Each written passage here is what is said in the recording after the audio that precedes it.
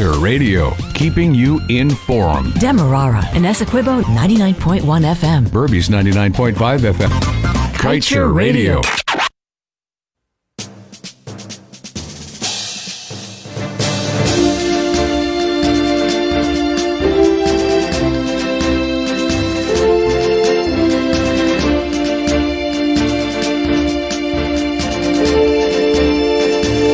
It is 13 hours 38 all across Guyana, and it is time for elections and COVID-19 watch this afternoon. As usual, at the helm of the program, senior journalist of Kaieteur News, Leonard Gildari, alongside his co-host, Dr. Yog Mahathir. It is a bright Tuesday in Georgetown. I hope wherever you're listening to us from, it's a great day as well. And as we're winding down to the end of the month, as you know, it's coming close to payday.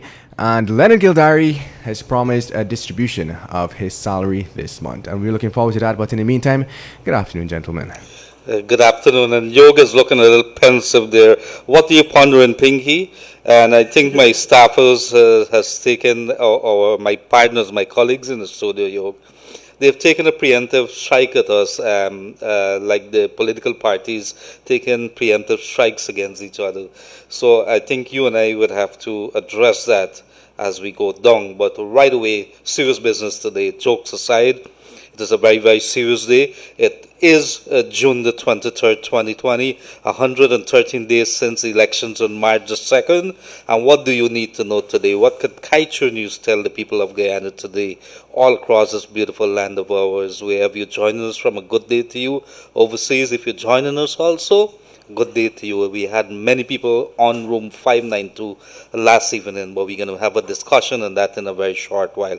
What you should know right now is that the People's Progressive Party, Civic, in opposition, which has said that they have won the election based on the recount, they are going to go to the CCJ. In fact, they have filed documents to appeal the decision, or what was said in court yesterday by the Court of Appeal in Kingston. And so we're going to have a discussion on that. GCOM will have no meeting today. At least that's what the commissioners are saying. They were supposed to meet on the way forward. This CCJ ruling more likely would have had an impact on that. We're going to talk about that. But there is also a big development when it comes to COVID-19. And there is a major spike in the number of cases. Well, we should not say spike. There is an increase in the numbers. The numbers are coming from Region 1, and there would have been lots of testing between last week to now in that region, and it's deeply worrying what is coming out there. It seems as if there is an outbreak in a very bad way. So the authorities have come out last evening. There's a national task force, a COVID-19 task force, and they're moving to halt mining in several areas. So we're going to come back and have a discussion on that. The GWI is also saying at this point in time it's not sending out anybody to collect payments. Very important to tell you that, because people have been coming and knocking on the gate. They hear from GWI to collect payments. Do not pay. GWI is saying that they haven't sent out, authorized anybody to do that. So good afternoon to my good co-host, Dr. Yog Mahathir. How are you doing, sir?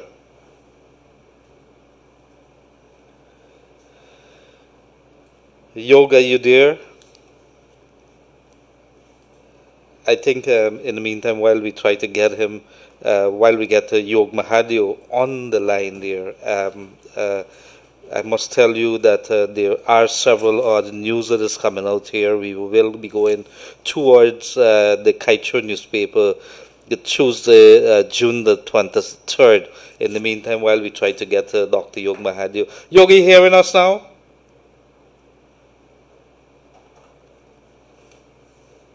I'm not hearing Yoga, Kevin. So in the meantime, let's go straight to the Kaieteur newspaper while Yoga is getting through to us there. Appeal court rules GCOM must calculate election results based on valid votes. And there's that table in Kaieteur News front page.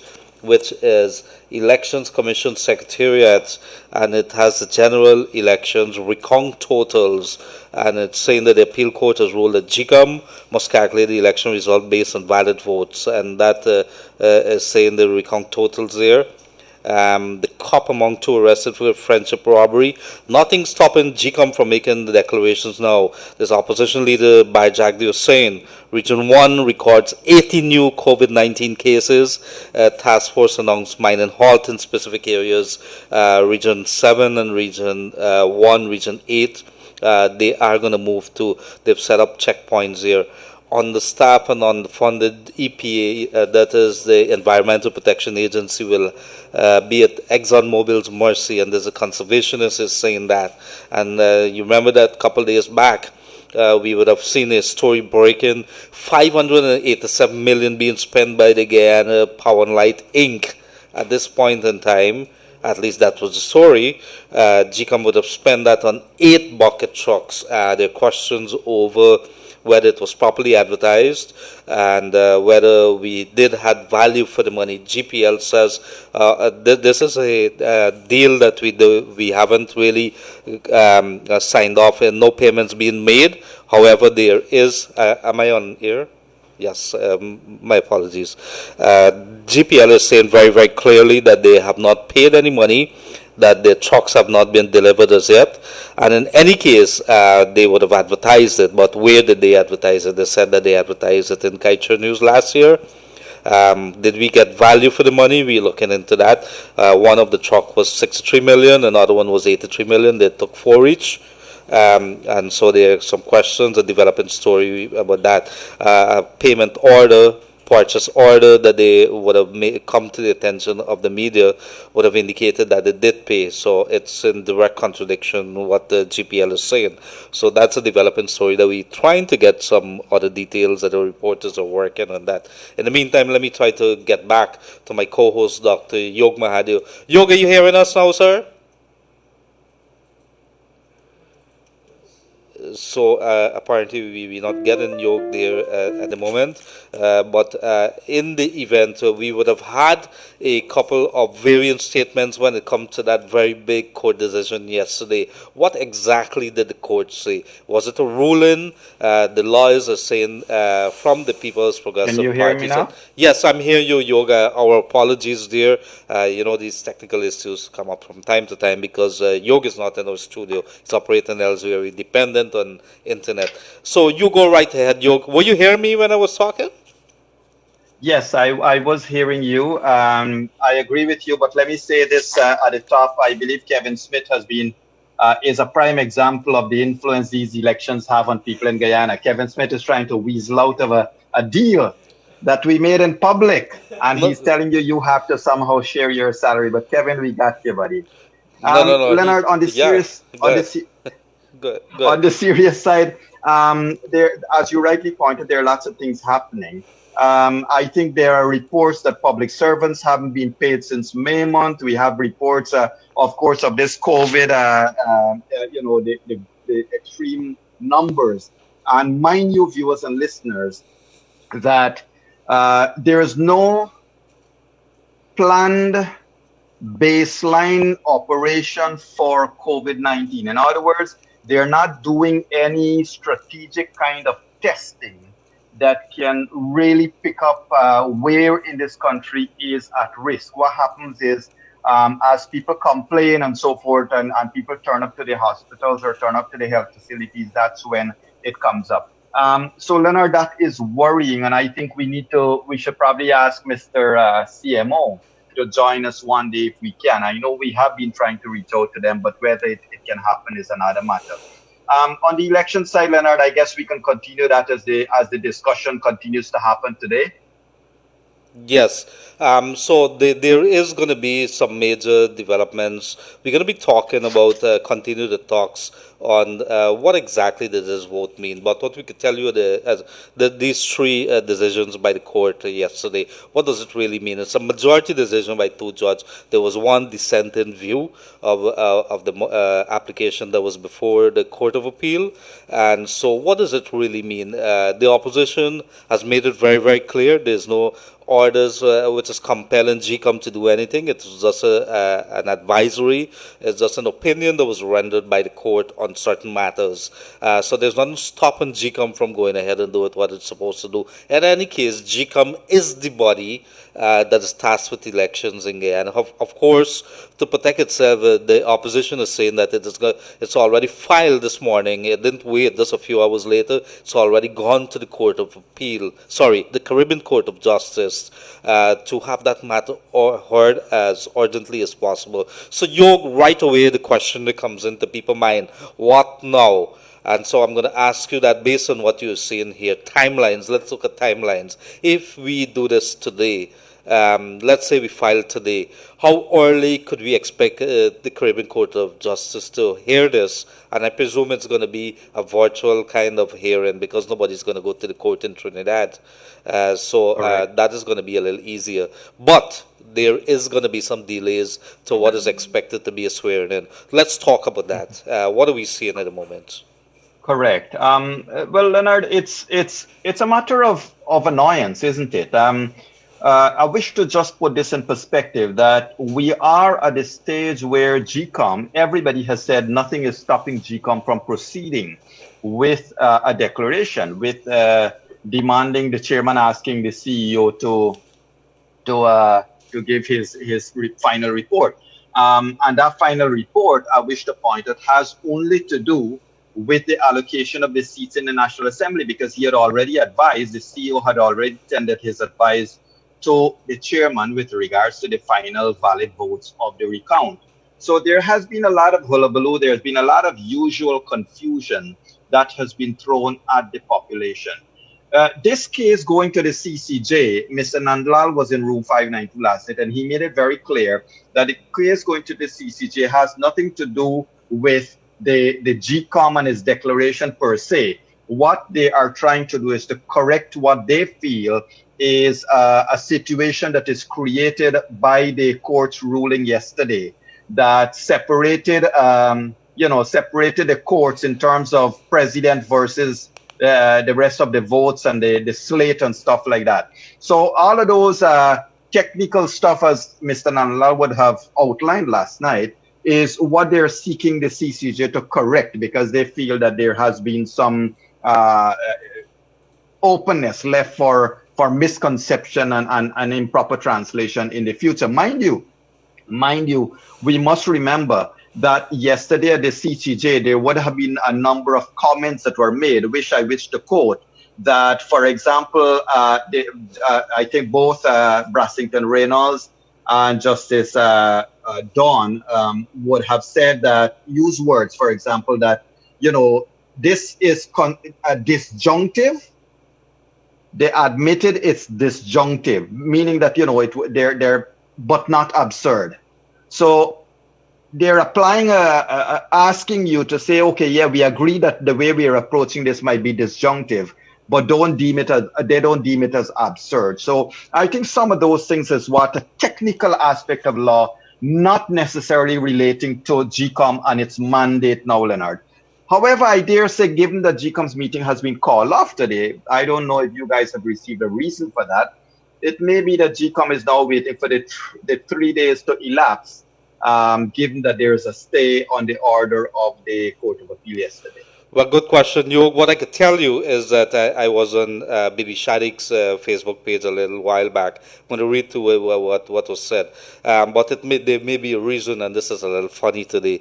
I went to Commissioner Says Gunrad's page, and it seems as if it's its birthday. But I said snidely, I'm not going to say if this is a reason why GCOM would have postponed it. But if you're listening, sir, we are wondering whether it has been postponed because of the birthday. But in any case, happy birthday to you, Commissioner Says Gunraj, and I could go quickly before Yog butts in here to wish you happy birthday, because Bibi Shadik, this is what she would have had to say. She is another commissioner, and she would have said, there's no commission meeting today. Please do not call me and ask me when. I do not know. Stay blessed. That's what she had to say about 5 hours back. That is, it's almost very clear that the commissioners, at least 3 from the People's Progressive Party side, the opposition side, they have not been told about the meeting today. at least today. That is, so we don't know when that's going to be. We're going to keep our heads. I'm not seeing any notices from the Guyana Elections Commission in my email, so there isn't any notice, Yog. We could conclude that they are watching, waiting before any statements are issued. So the country waits at this point in time. Correct. The country waits, and you know what's the sad thing, Leonard? The general populace that would have cast its vote on March 2nd, we are all at the pleasures of a handful of persons who keeps pushing one narrative or another in their attempt to delay this declaration. I wish to make that categorically clear. This is just another delay towards the swearing in of President-elect Irfan Ali. And this delay, based on what we are seeing in Kaieteur News and other places, there are last-ditch efforts being made to transfer state lands and to move properties and all kinds of things. And, what bothers me, Leonard, is all those people who have taken this choir, who have taken on there be choir boys and choir girls that have taken this thing on to use the words fraud, and valid. It gotta be they too are skiving off state assets and state lands. It gotta be they too are part of this big thing, because if we are seeing the document in the newspapers, if we are seeing things, if we are getting snapshots of people moving stuff out of offices and stuff like that, it means that somebody is a lot of persons maybe are benefiting from what is going on, from this delay, so they could complete their illegal transactions. I wish to remind that the citizens of this country has power in their hands. We are becoming a people that will rise above the petty politics. And I wish to tell everybody in politics presently, the people of this country is going to come after you to return all those state assets, to return those lands that you're currently stealing. We are not going to allow this to happen again and again and again in our country's history. Yes, Yoga. And so before we get into the meat of things, because we would want to talk a little more about the timelines, about what Anand would have said last evening. That was a pretty big show. A lot of people were logged in last evening. I think we were seeing some fantastic figures in terms of people from all over the world. I think that was something that stood out at me last night. But what he had to say, this is Anand, the former AG, is that as far as they're concerned, the People's Progressive Party, this is a non-decision. It's not coercive, meaning that you can't force GCOM to do anything except to look back at what would have been. I'm looking at the front page of Kaieteur News today. And that statement, the general elections recount totals, which is the report that would have been given to the commission itself by the chief elections officer, Keith Lowenfield, is reflecting something. And of course, you hear a lot of stories that is coming out. But at the end of the day, Yog, we as a people, you're right. Where does that leave us? Where do we want to go from here?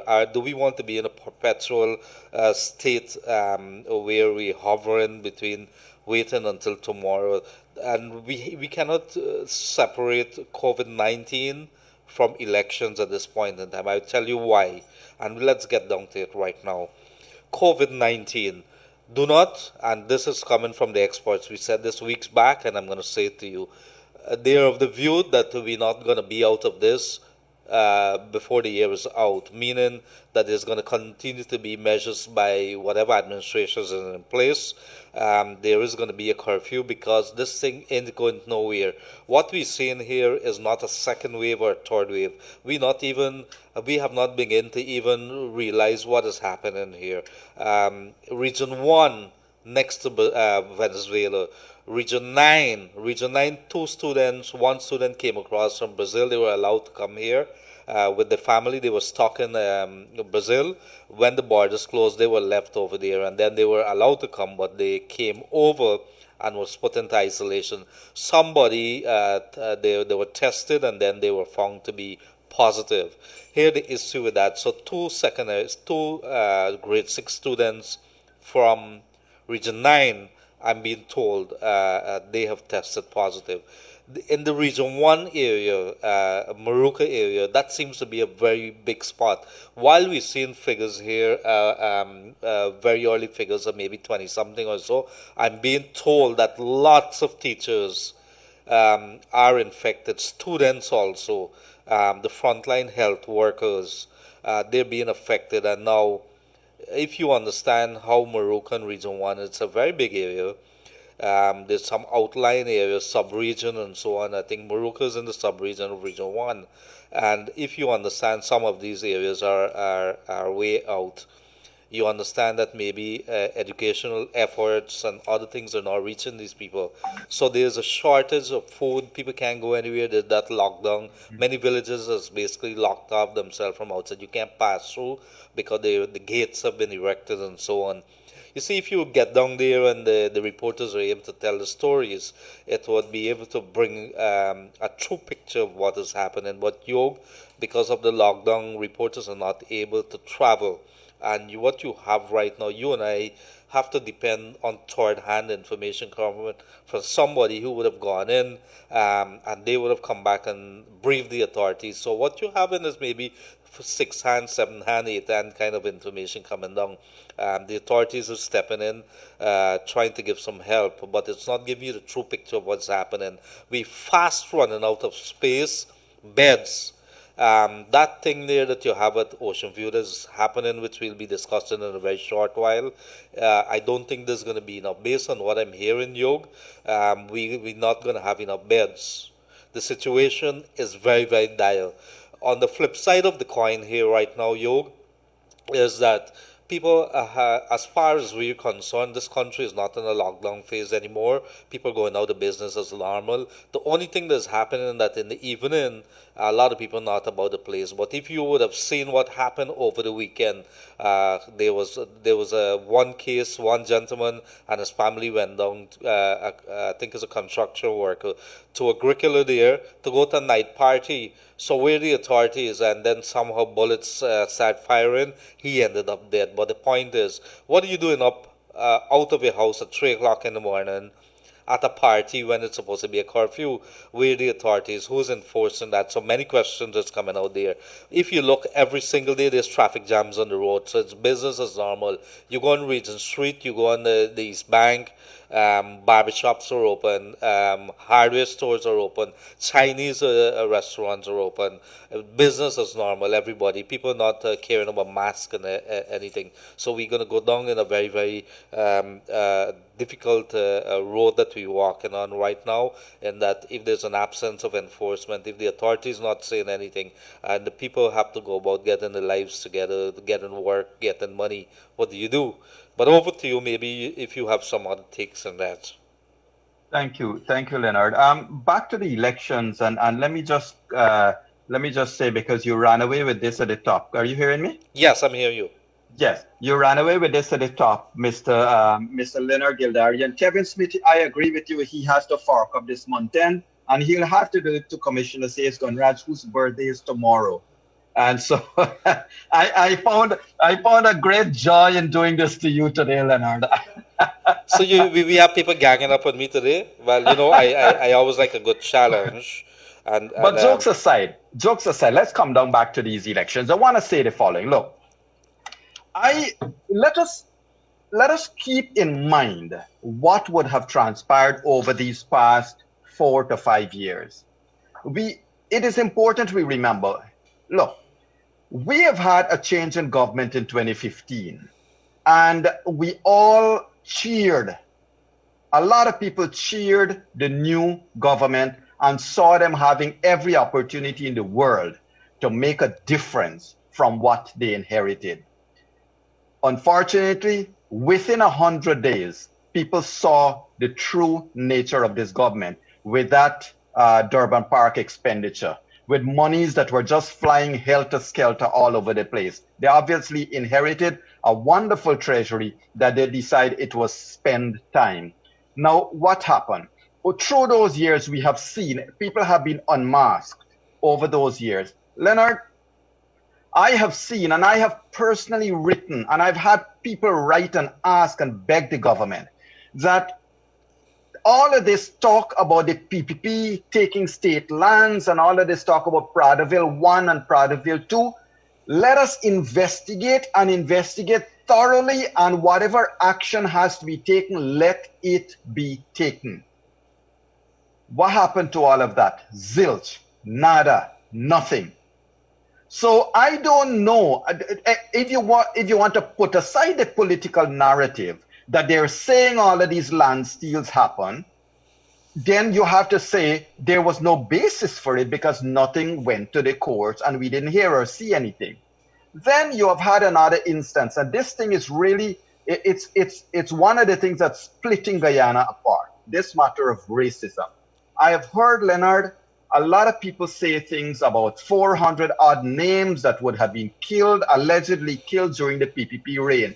I've seen and heard somebody who is the chairman of their political party stand up on the steps of GCOM and scream, murderer, murderer. I don't know who they're talking to, but obviously there was an intent to not respect people's votes in these elections because one set of politicians see that they cannot coexist with another set of politicians. Yes, I would encourage everybody that none of these things went to court. The commission of inquiry we begged for did not happen. Go read. Read, for example, read what Stabroek News investigation did. Read Kaieteur News. Freddie Kissoon wrote some wonderful articles about it. Look, there is a book. There is a book called A Morning After by UC Guyana. Go, and when you read this book, you are going to see why no commission of inquiry was held. Read the names exposed here by UC Guyana, and you will see why no commission of inquiry was held in this country. So now to have an election, and Leonard, this thing hurts me a lot because one thing I know, I have called out, if there's any brother or sister that comes in my sphere of social activity and there is anything to do with racism, I call them out. I call them out publicly and openly. But to hear some people say so-and-so kind of people's votes must count makes me really disappointed because it means you are saying then other people's vote mustn't count. And these are people who want to be leaders in this country. These are people who are stealing an election as each day passes by. They're doing one kind of tomfoolery or the other. And their president and their ministers are earning fancy salaries, driving their vehicles all over the place, stealing state lands and state assets, while public servants even cannot be paid. And so, Leonard, it boggles the mind that today, or 2 weeks, 3 weeks ago, since a declaration ought to have been made, Granger himself stood up and said, there is a 4-step process. But in every step, he and his party filed one irritant case or another to just delay. In every instant, the courts would have made a decision that did not stop the work of GCOM. So what we have, going to what you said now, you have a region that has blown up in terms of COVID-19. Who is looking after them? Leonard, we have been sending foodstuff to all parts of this country, hampers to all parts of this country to help people who are starving. And on that note, let me give a big hail up to people like Pastor Sills in Linden and people in Berbice and Essequibo and so forth who are doing work. But Leonard, CDC received $40 million. Where is that money?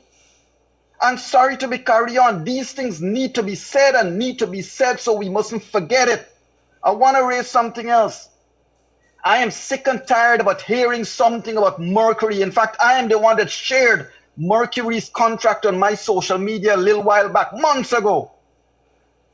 Then you saw it was APNU AFC that contracted, well, it was the government of Guyana that contracted JJ and BLLC. And when we blow it up and expose them, they quickly went back and did an amended contract to say the contracted party is not the government, it is it is the APNU AFC.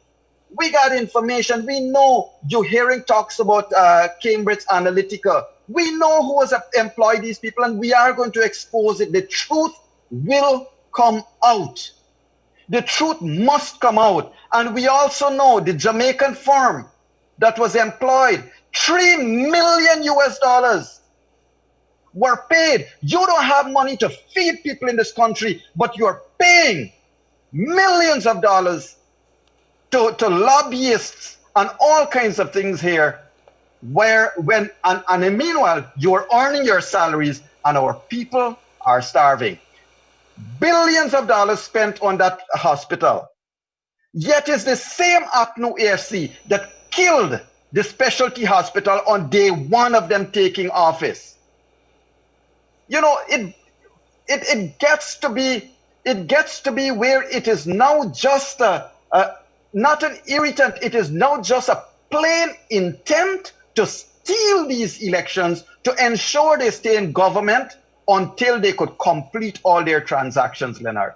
And I think there's nothing further that can be said except that these people have shown what they are. Every piece of land that is transferred from September to now, every piece of land is illegal. They were deemed a caretaker government by the CCJ. They can't take that away. Every piece, every transaction that was done from then to now, all the contracts, and I wish to call out the National Procurement Board. You guys are aiding and abetting fraud. I wish to call it Massey. You guys are aiding and abetting fraud when you become party to these illegal transactions, and you're doing this country great harm. Thank you very much, dear Dr. Yog Mahadio. And Yog, we have received a text here from French Guyana.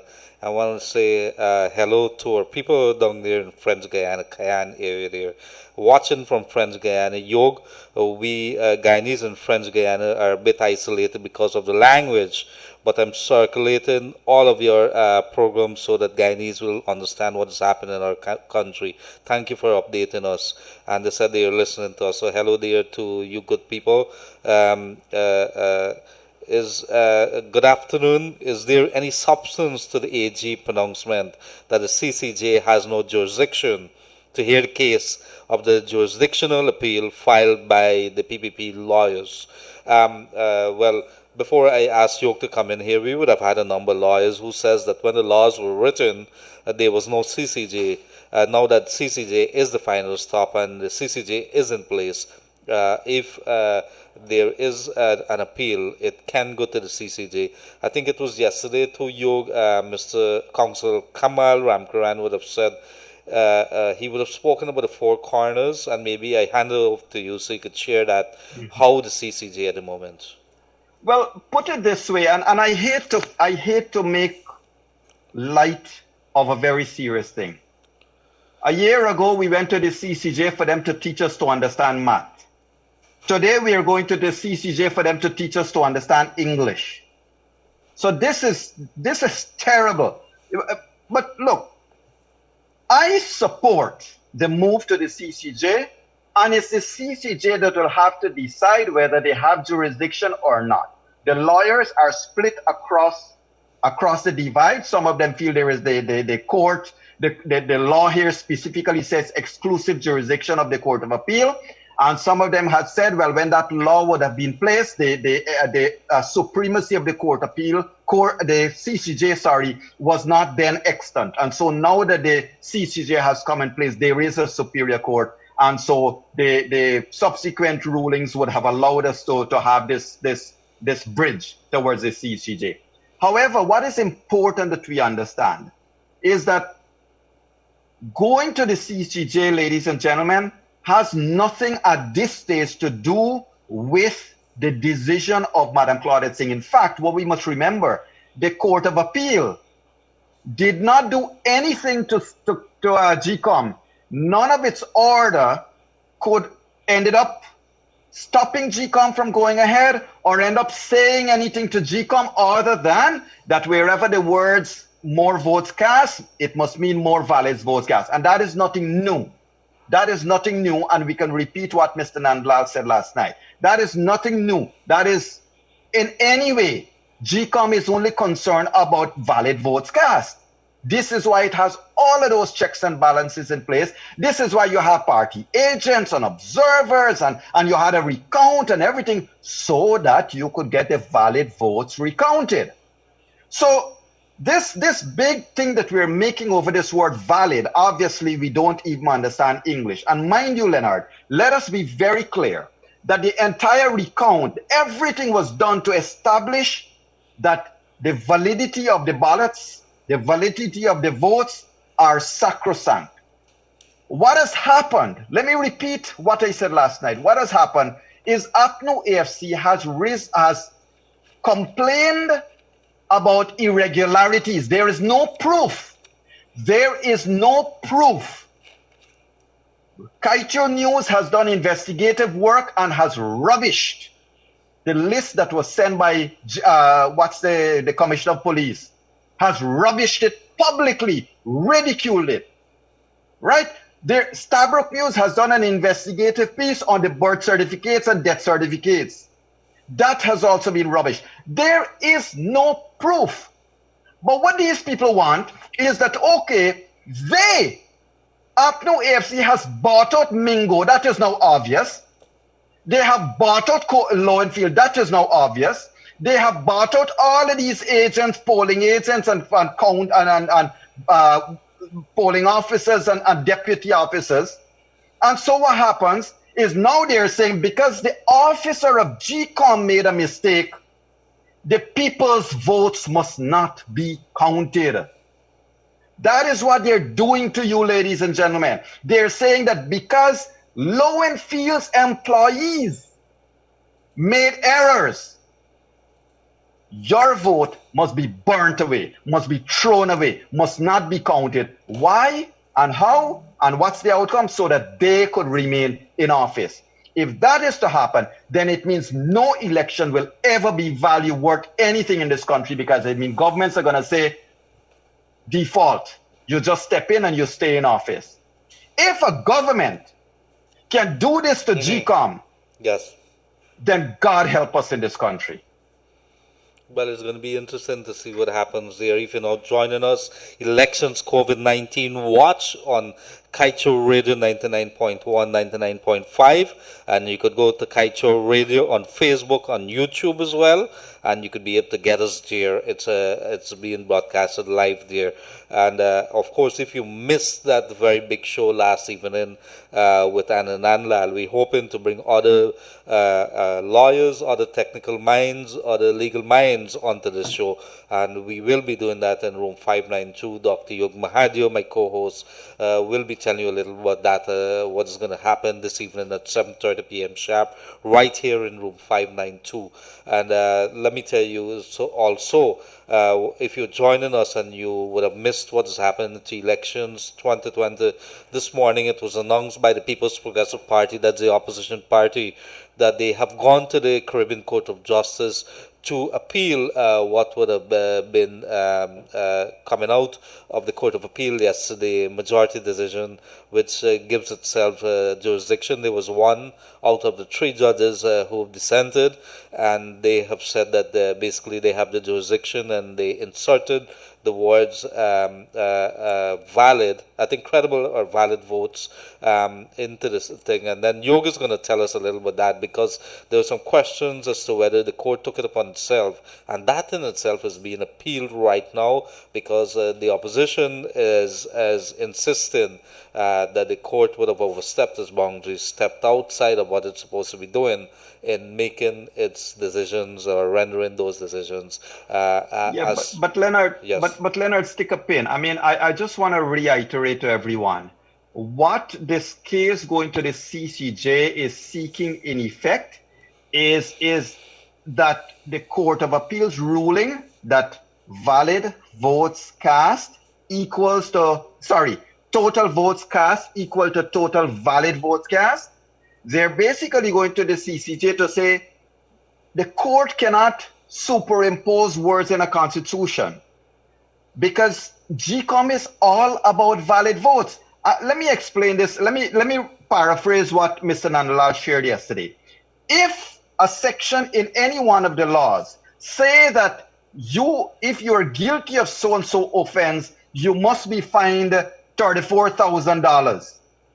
Does it have to specify 34,000 valid Guyanese dollars? It is understood when you say votes cast, it means valid votes. This is why the election laws and the procedures and everything were designed and developed to pull aside all the votes that were not deemed valid in the process. If a person signed their ballot form or identified themselves on a ballot sheet, then that is deemed invalid. If the ballot sheet does not meet the pass marks of having a clear, identifiable vote cast for a party, then it is deemed invalid. So this notion of valid votes cast versus total votes cast is one and the same.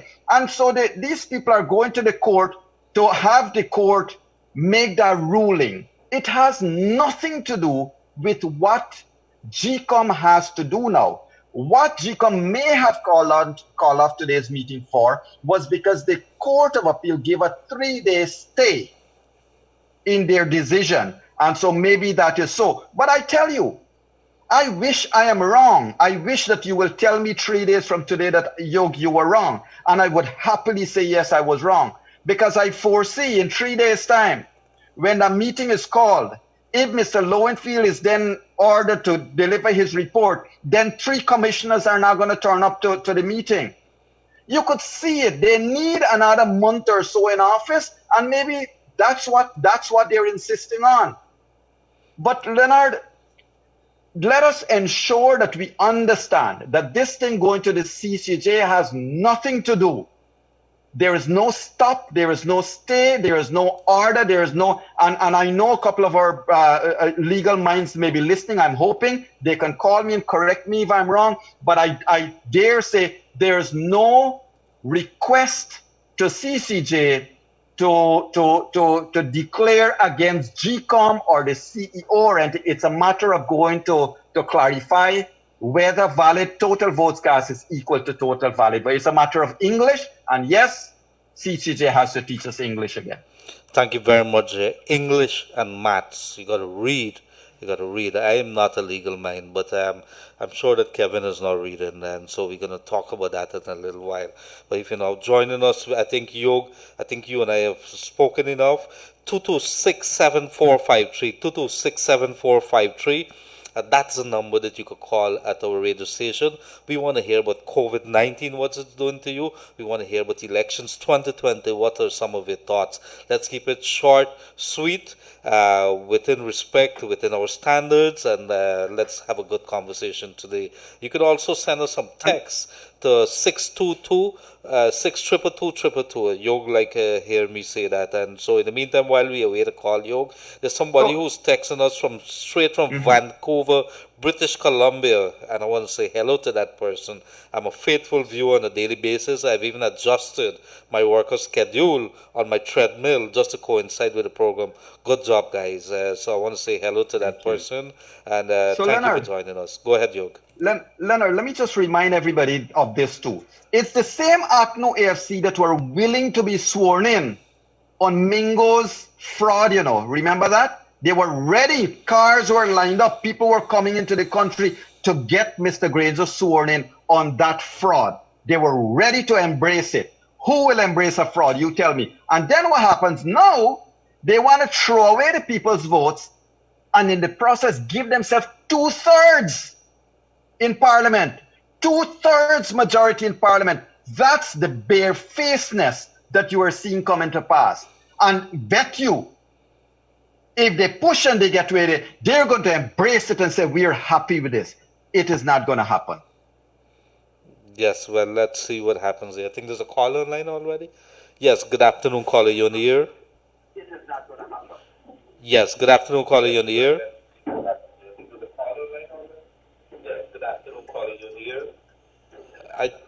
Hello? Yes, good afternoon, caller. You're on the air. Let's cut that call. So sorry about that. Our apologies. If you're calling us, make sure that your volume to your radio is down low. or taken off altogether, so we can't have any feedback here. So in the meantime, let us read. Been declared winner of an election by mere technicality is equivalent to I paid for my grocery, but the delivery clerk refuses to give me my groceries. And then the supermarket tells me I have no proof that I paid for my groceries because the cashier failed to put a revenue stamp on my receipt. This is what technicality means. Interesting analogy there, Yog. Maybe, so you paid and they haven't delivered. Let me see. Good afternoon to both of you. Can you say how early the CCJ will rule? Thank you very much. Well, this is something we could answer it this way, and maybe you could probably back me up on this. I think we had an into next week at least before the CCJ do any kind of ruling. We in the middle of the week almost here already. Correct. For the scheduling, and then a decision by the CCJ, and then it comes back in a written form, then delivered, and then the Guyana Elections Commission meet. We in the middle or the end of next week already. So don't hold your horses. We to maybe 2 weeks thereabouts, Yog. Mm-hmm.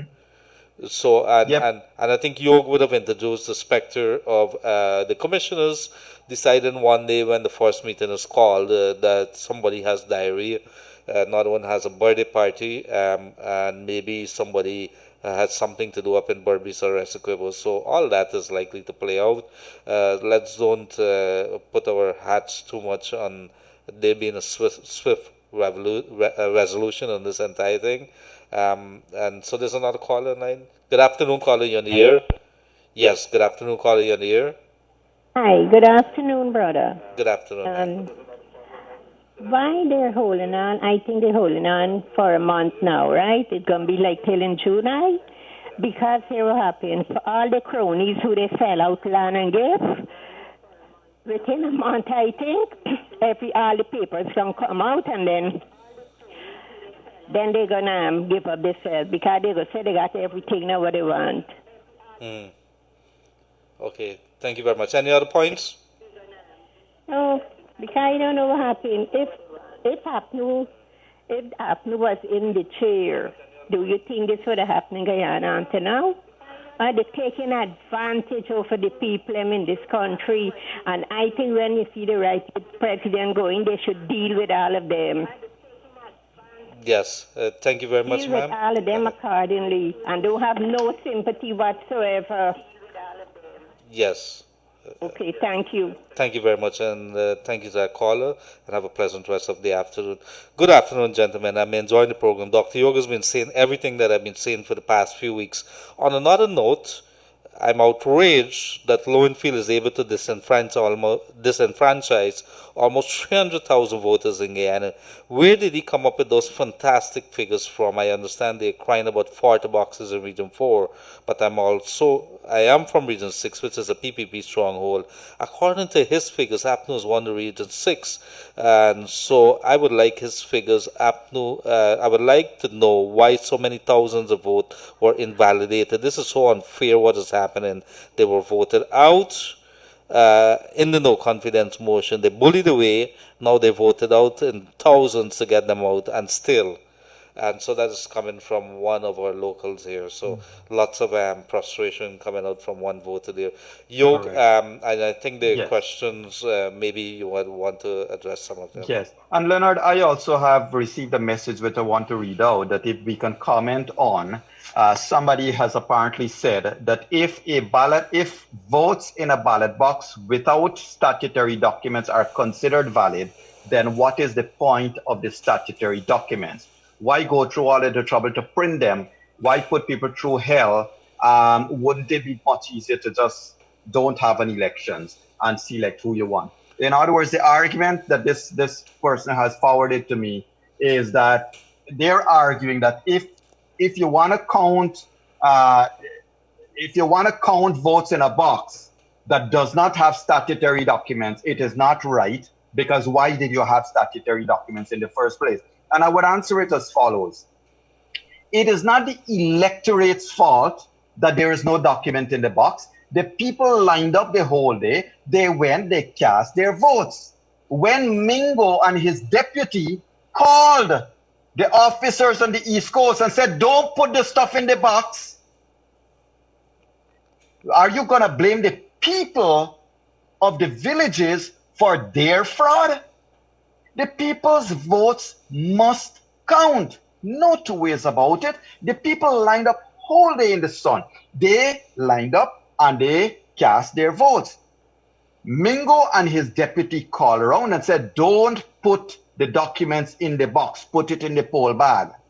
We have seen videos of those bags and those envelopes being infiltrated at the Ashman business building. We have videos of it. We have seen all of those black plastic bags with all the documents in GCOM building. We have seen and we have said publicly that when the police aided and abetted a disastrous situation by putting out all the agents and putting out all the commissioners from GCOM building, that there was a risk to these documents, and we have seen it happen.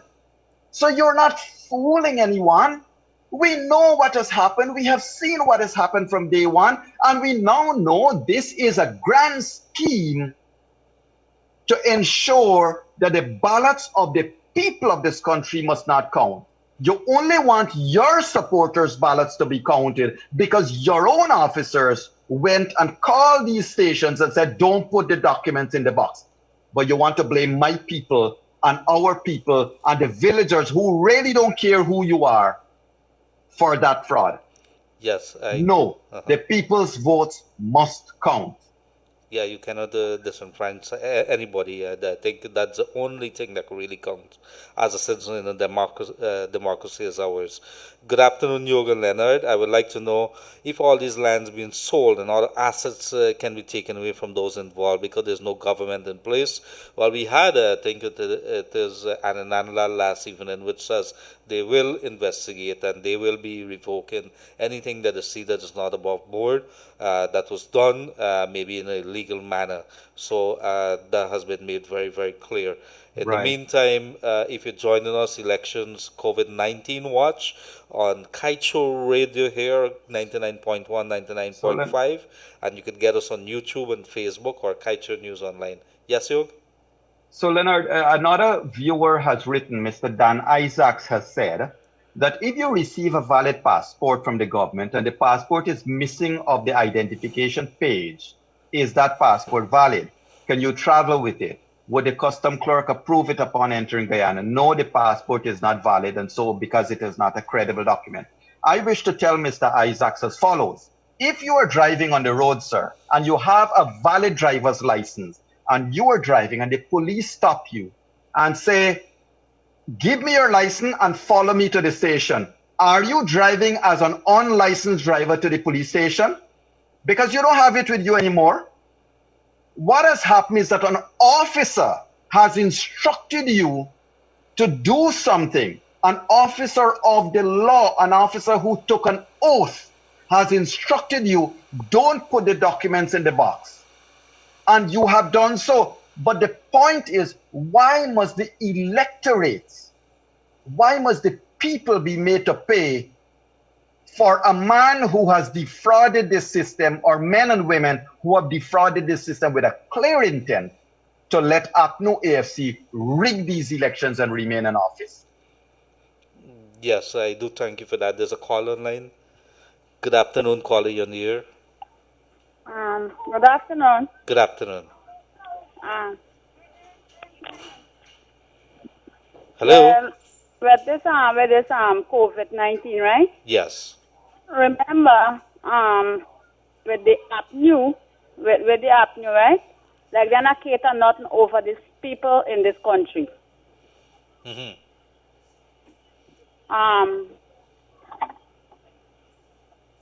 Go ahead. We listen to you. I have 7 children, right? And we have no work where we are, 7 children, and people like getting a hard time with them. Because I have 3 little ones, and when I call for something for eat, I have to find it and give them for eat. Okay, so what is it that you're asking for?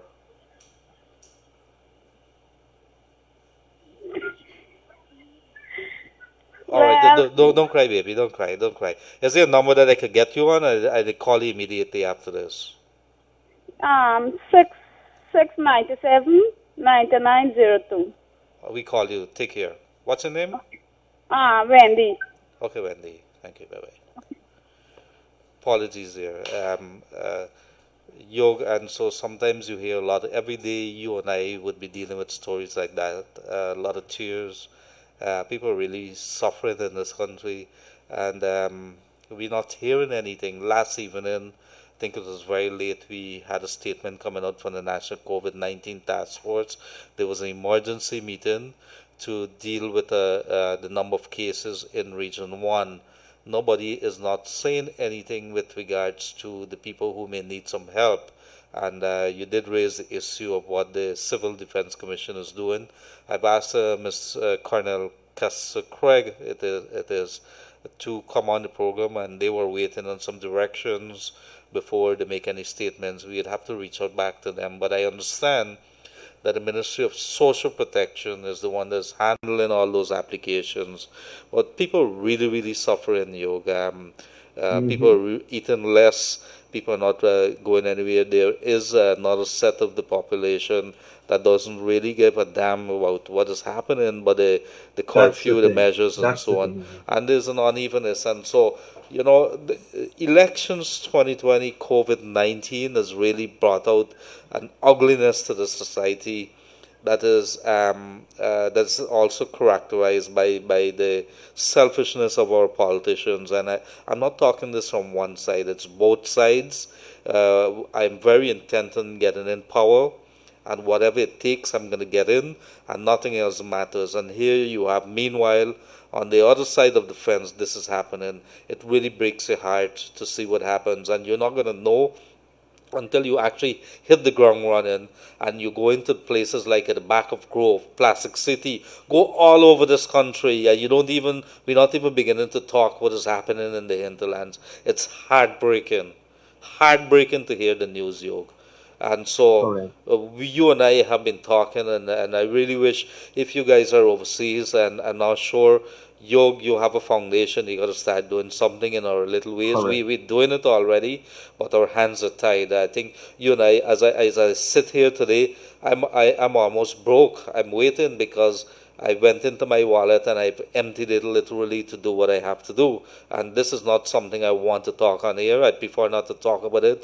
But it is because there are many like ourselves who've really reached a lot of good business people who have gone into their pockets. But there's only so much you could go do. The kitty jar is very limited in what it has in it. But we are suffering. We're really suffering, Yog. Well, Leonard, the truth is, yes, people are suffering. Over this last weekend on Sunday, as you recall, we didn't have a show daytime or nighttime, and I was out there. And, you know, let me say thanks to Devon and Shabika and the entire Carlton, Miller, all of them who have been working hard over the weekend, Leonard. It is sad when you go around to the various villages, and, you know, I've published where we have distributed on Facebook. When you go around to the communities, you are seeing the anguish, you are seeing the need in people's livelihood. The children, what bothers me most, Leonard, is adults, we learn how to, you know, tighten our belt a little bit, but the children, it hurts, it brings you to tears when you go in some of these communities and you see the children, Leonard. So, you know, I mean, we have shared out from food, clothing, everything, but there's only so much we can do as people looking out for each other. The country is almost in a state of bankruptcy. The government continues to hold on to power illegally while our people suffering. They want to define, and cast out people's votes. And Leonard, this government refused to admit that it performed miserably in office. It performed poorly, and the electorate voted you out. Go in the opposition, take your licks like a man, and go get yourself back in order and come and contest another general election. But when they behave like this, who would ever vote for them? You know who will vote for them? The same handful of people that is now being the cheerleaders to APNU AFC. That will be all the votes they're going to get in the next election. And I wish to encourage all the new parties that have come out, get yourself in gear. Get yourself energized, because another election will come up and we got to put these people to rest. Absolutely. And I want to address something here. You know, sometimes when I start working at Kaieteur News, Glendale had said one thing to me and it stuck in my brains. I guess it's a principle of life that I live by. He said if you don't believe in something, you will fall for anything. And sometimes, like this morning, a gentleman comes in and commented on something that I did and says, you know, I had a lot of respect for you as a journalist, as a reporter, very fair. But the minute that you hooked up with Yog Mahadio and Glenn Lal and did this radio program, Room 592, I lost respect for you because you've taken a PPP side. I want to address that issue here. This radio program here is not politically motivated in anything. We have started, and I'm going to repeat what I said, what we said a couple of weeks, what we've been saying very, very often. And I know that you're going to come in a very short while, Yog, and you have that right. We started before 2015, starting from 2010. And we don't have to agree with Barjagdio or Irfan Ali or the rest of the PPP. They have done this country some disservice in their time during office too. And rightfully the people voted them out. They did many things that were wrong, many transactions, and the people did what they had to do in 2015. We investigated them from this newspaper. This newspaper, and I repeat, Glendale is going to say to you that if you have an issue, call them on 624-6456. We don't have a constituency. We have the people of Guyana to look after. We will continue to fulfill that mandate. How long I'm here, I'm going to do that. When it comes to 2020, if the government is going to be in there, they're going to be the one that the spotlight is going to come down on. So if you do anything wrong, the story is going to come out, not the opposition. The opposition is not in power. They're supposed to be in parliament. If there's no parliament, then the government comes on the spotlight. If it happens that things come out, so be it. Does it mean that this newspaper here or the radio station is the People's Progressive Party? By all means, no. So we have to get our act together. So if you stand in there and you believe that Gildari is PPP, get your facts together and look back at what happened prior to 2015 and get your fact together. And if you believe that I was friends with you then because I stood on one side of the fence, you have no place in my Facebook or wherever that you want to call myself my friend. Unfriend yourself, you know what to do. I have the people of Guyana to look after, and we have our job to do, our mandate. We will do that. And we will continue to do that without fear or favor. Over to you, Yog. Thank you, Leonard. And I wish to put it in the following perspective. What is worse? What crime could be worse than deciding that you want to destroy the votes of the electorate in a country? What could possibly be worse than that? For 28 years, the PNC rigged elections in Guyana, one after another. People in this country used to have to pull water, fetch water on their head for miles, pull water on scooters, with the ball bearings they used to make scooters with on drums for miles just to get potable water at home. People in this country who are adults, those in their 40s and 50s and 60s and older would remember, Leonard, in the 1980s. This is what, if you wanted a job, you had to go get a PNC card. This is where we came from. Notwithstanding that 28 years, 23 years the PPP ruled, and the people spoke, and the PPP lost elections in 2015 and gave the PNC a chance again. Where are we today? How many homes in this country today don't have water, do not have food, do not have clothes for their children? Where are we heading? While Mr. Sanctimonious continues to enjoy the benefits of a high office, children are starving when the when the cabal, when a handful of persons are earning millions of dollars per month as salary, that is a country that is what you want to be proud of, to tell me that I must allow APNU AFC to do what they're doing, and I am a racist for calling them out. That is what people are saying.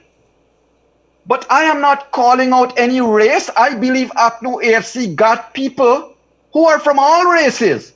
And if all races are a bunch of riggers that is rigging this election, then I'm calling on them all. I don't care what race you are. You are stealing. You are a bunch of thieves. You are corrupted that want to thwart the will of the electors. And presently you are stealing our state lands and you are stealing state assets while children cannot get food in this country. Shame, shame, shame.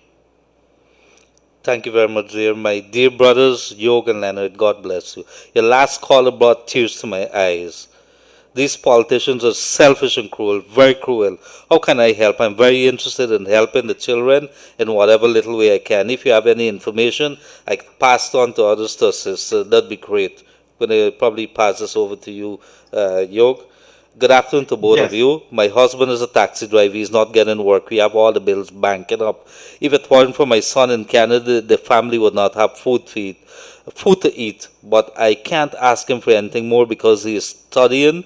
So I would like this craziness to come to an end. I remember when we had that big flood, PPP made sure that everybody got some relief. Leonard, you're doing a good job. Never mind that they say you're a true leader in many ways. Stay strong. I'm waiting on GCOM to do their job. Taxpayers are losing in spite of what is happening. So we go on. In regard to the ballot not stamping and Sapphire, GCOM is to blame because they put young people position without experience, not because the score was high. A person refused the position, but GCOM staff pressure them to take it. So there could be many reasons why things are not happening. But you're right, Yog. At the end of the day, regardless what has happened, what we call in for is for an end resolution to this entire thing. People want us to move on, for us to address the real issues that are happening.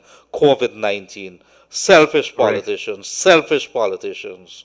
And so if you want to unfriend yourself, you know where to do it, my brothers. I don't need anybody that is going to be negative in my life. And I'm sure that, and nobody wants anybody negative in their life. Get out.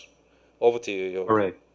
And Leonard, I want to remind everybody too, people are saying, what are the proof? What's the proof of the rigging of 28 years? For God's sake, go and check BBC's records. Go and check go internet and Google how Burnham stole the 1973 elections. Go check it for yourself. Read UC Kwayana's writing. Read Walter Rodney's books. Read Cherry Jagan's books. Read them and you will be educated. You don't got to take it to the CCJ to understand English and math. Not everything. But the point is, Leonard, that let us talk about Father Bernard Dark. Let us talk about all of the people who would have disappeared over all these years. No government has so far been willing to do a thorough investigation into the transgressions of the past. I would like to urge that when the PPPC comes into office, they should hold a commission of inquiry in all these murders. They must submit the final report of the Walter Rodney Commission of Inquiry and get that tabled in Parliament. We got to put these things to rest, and we can only put them to rest by having it ventilated 100,000,000%. And let me just say this to echo what you said, Leonard. It is mind-boggling for people to say, oh, you're racist because you're calling out APNU AFC. Let me repeat. Is APNU AFC of one race? Is PPPC of one race? We're calling out a bunch of shameless politicians, and that is what it is. I don't care what race they are. Who the cap fit, let them wear it. If you are stealing these elections, you are a blatant thief. Good afternoon. Please let me know how long more we have to endure this suffering. I have 4 kids, and because of COVID-19, I'm being affected. I'm worried about my son's education. When will this elections end? There's a caller online. Good afternoon, caller. You're there. Hi there, good afternoon. Good afternoon, to ma'am. you and your other gentleman. First thing first, I would like to find out what is the meaning of this stay, what it means. Yes, that's the first thing. Okay, we could Good. answer you up here next. Okay. Now, for the very first time in all my girlhood coming up, the very first time I get so angry with Mr. Jagdeo yesterday, I just switched the television off. Because you know why?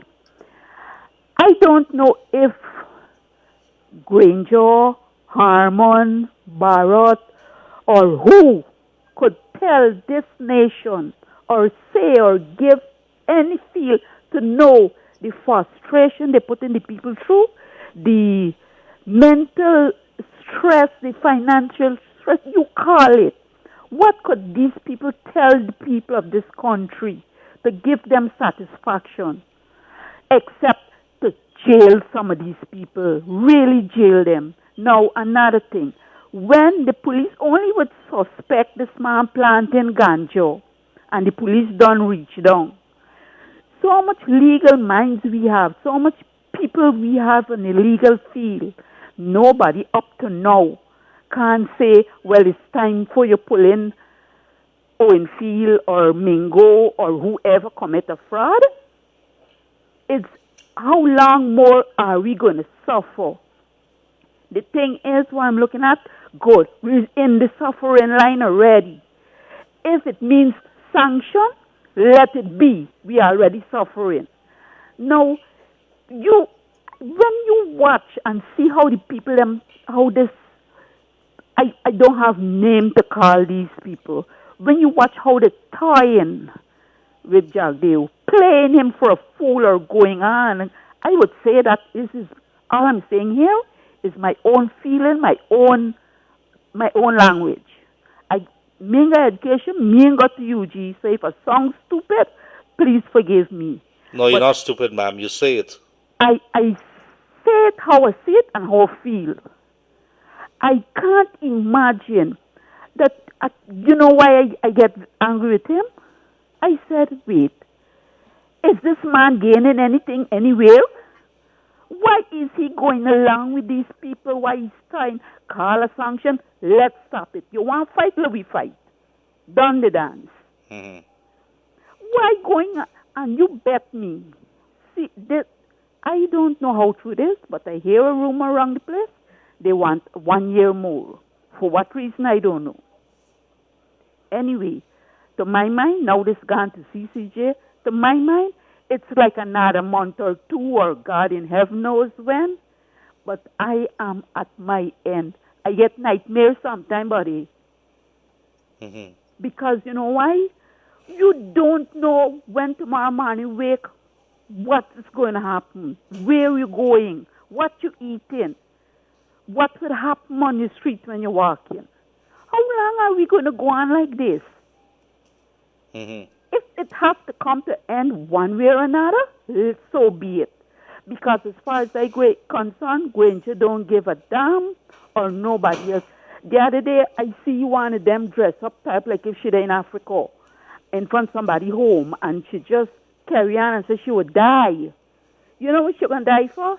She's going to die because the money going to stop if she only move. Is that what she's going to die? Not because of the people or the love of the country. I can't understand when, but it's time. I think it's time. If we got to suffer, let us suffer. Sanction the place. Now me, I got to go in the shop every day. I got to pay every day. I pay VAT on whatever. Mm-hmm. Every day, GRA collecting me tax for pay them a salary. 1 year now done, they collecting a salary from me and you pocket. Mm-hmm. Nobody is stopping these people.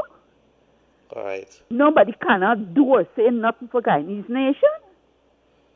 Thank you. Thank you very much, caller. I think there's a question.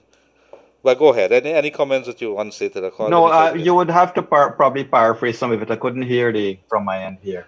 Oh, absolutely. The lady is talking about, this thing has to stop there. But I do hear you, caller. Think everybody hearing you. Young people are coming through and they want to help, so we might have to see if there's any way that we could, they're extending, see if they could help some of the persons who are suffering here. I want to say to you that we're hearing you. We would have never expected to be at this juncture. We wanted to do a little radio program. But it has evolved into something. We've met some wonderful persons, not only in Guyana here, but overseas, who've been with us day in, day out, in the afternoon, in the evening, and they've been encouraging us. Today, lots of encouragement. Saturday was a wonderful program. Lots of people coming through. Wishing other persons happy Father's Day, Yog. So we're seeing what you see in Yog is example, evidence of some very wonderful people in Guyana, warm people, people who want to see this country takes its rightful place in the rest of the world. With the resources that we have, with the right government, we could be able to do that. But guess what? Our biggest challenge, the biggest hurdles that we're facing is ourselves, that we have decided that we're going to put people let's say there's an old saying that the government or the people of the day get the government that they deserve. Do we deserve this? Are we asking for this? Should we demand more? Do we have the right to demand more? These are the questions that we'd have to ask ourselves. COVID-19 elections 2020 has brought us to a crossroad where we'll have to take some critical decisions as to where this country is headed. So if those bandwagoners who stand in there or party loyalists believes that because you don't endorse one party or the next, that puts you on the sidelines, well, so be it. But we will shout from the sidelines, and we will use whatever means, whatever forum that we have. And we have two very powerful forums. We have the Kaieteur News and we have the Kaieteur Radio. And if you want to stop by in the Kaieteur News too, you could go ahead and do that. We have 300,000 Guyanese on both sides of the divide who will know what's the truth and how we put out the truth out there. So you could call from it, from the highest mountain, go ahead and do that. And like I said before, if you have an issue, there's one man who could answer it. Glenn Lal has a way of answering it, so you could call him. Do not text me. If you want to unfriend yourself, today is the right day to do that. I'm in the mood for that. Over to you, Yo. Yeah, thank you. And to get back to some of the issues, I wish to reiterate that this matter going to the CCJ is a matter of is a matter of setting the record straight in terms of English, in terms of applying the words of the Constitution, taking into consideration what the Court of Appeal would have done yesterday. So this does nothing to delay GCOM per se. It is very, very, very different. With regards to the votes, I must repeat this, Leonard, that we got to remember, ladies and gentlemen, that the allegations of fraud remains unproven. GCOM has not conducted an investigation into any of these allegations. In other words, if somebody is saying that Mr. Dave Kisoon, and I'm going to use his name because his serial number was one of those that came up. So Mr. Kisoon, my apologies to you. But if somebody is alleging that Mr. Dave Kisoon has not been in the country and could not have voted, GCOM has listened to APNU AFC saying so, this is on record. GCOM has objected to Mr. Devendra Kisoon saying that he shouldn't have voted because he was out of the country. Yet the gentleman was an observer on elections day in Guyana, a well-known prominent attorney at law. Now what happened? That Dave Kisoon's vote is part of what Lowenfield wants to throw away. Lowenfield listened to APNU and said, okay, that box then that Dave Kisoon is supposed to vote in, throw away the whole box because Dave Kisoon was not in this country and he ought not to. They didn't call Dave Kisoon. They didn't give the man a chance to say, hey, here is my passport or anything like that. Lowenfield has listened to APNU AFC and has decided, okay, the whole box must not count. That is how this thing that is called fake and called fraud and so forth has been playing out to be. So people got to realize and recognize what is the truth. So Leonard, that's one. The second thing, somebody just inboxed to ask that Leonard and Yog, I see that there is an attorney from Washington saying that America will have no legal right to put sanctions on Guyana. Sir, let me tell you who that attorney is. That attorney is a member of JJ&B LLC.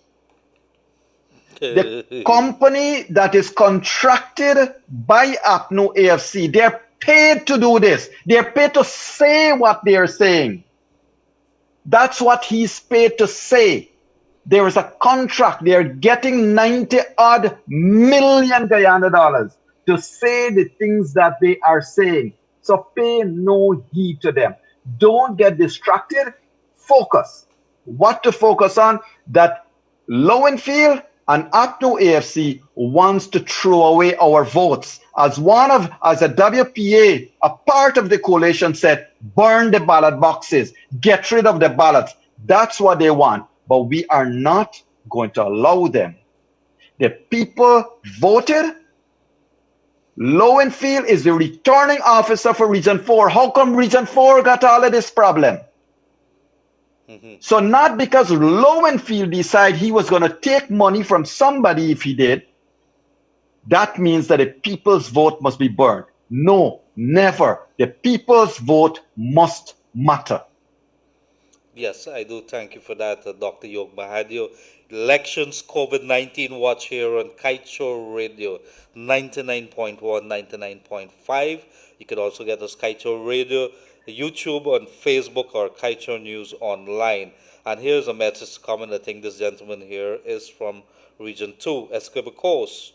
Good afternoon to my favorite radio station comrades.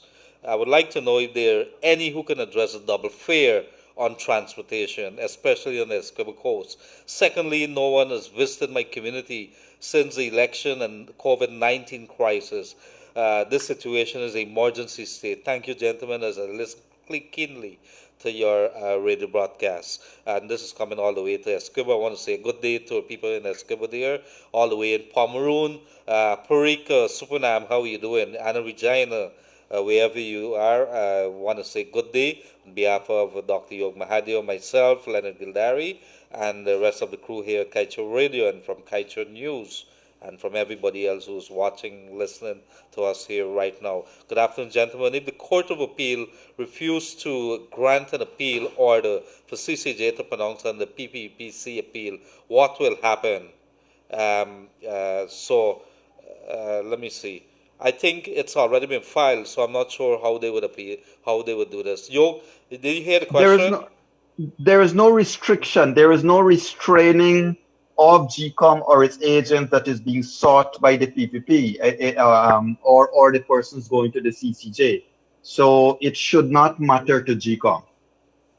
Yes, I thank you for that. And so, in the meantime, while we're looking for some other messages, it is 62222. You could send us a text on that WhatsApp number, or you could also call us on 226-7453, 226-7453. Keep it short, sweet. Let us talk about elections 2020, COVID-19. How are you being affected? What's happening in your community?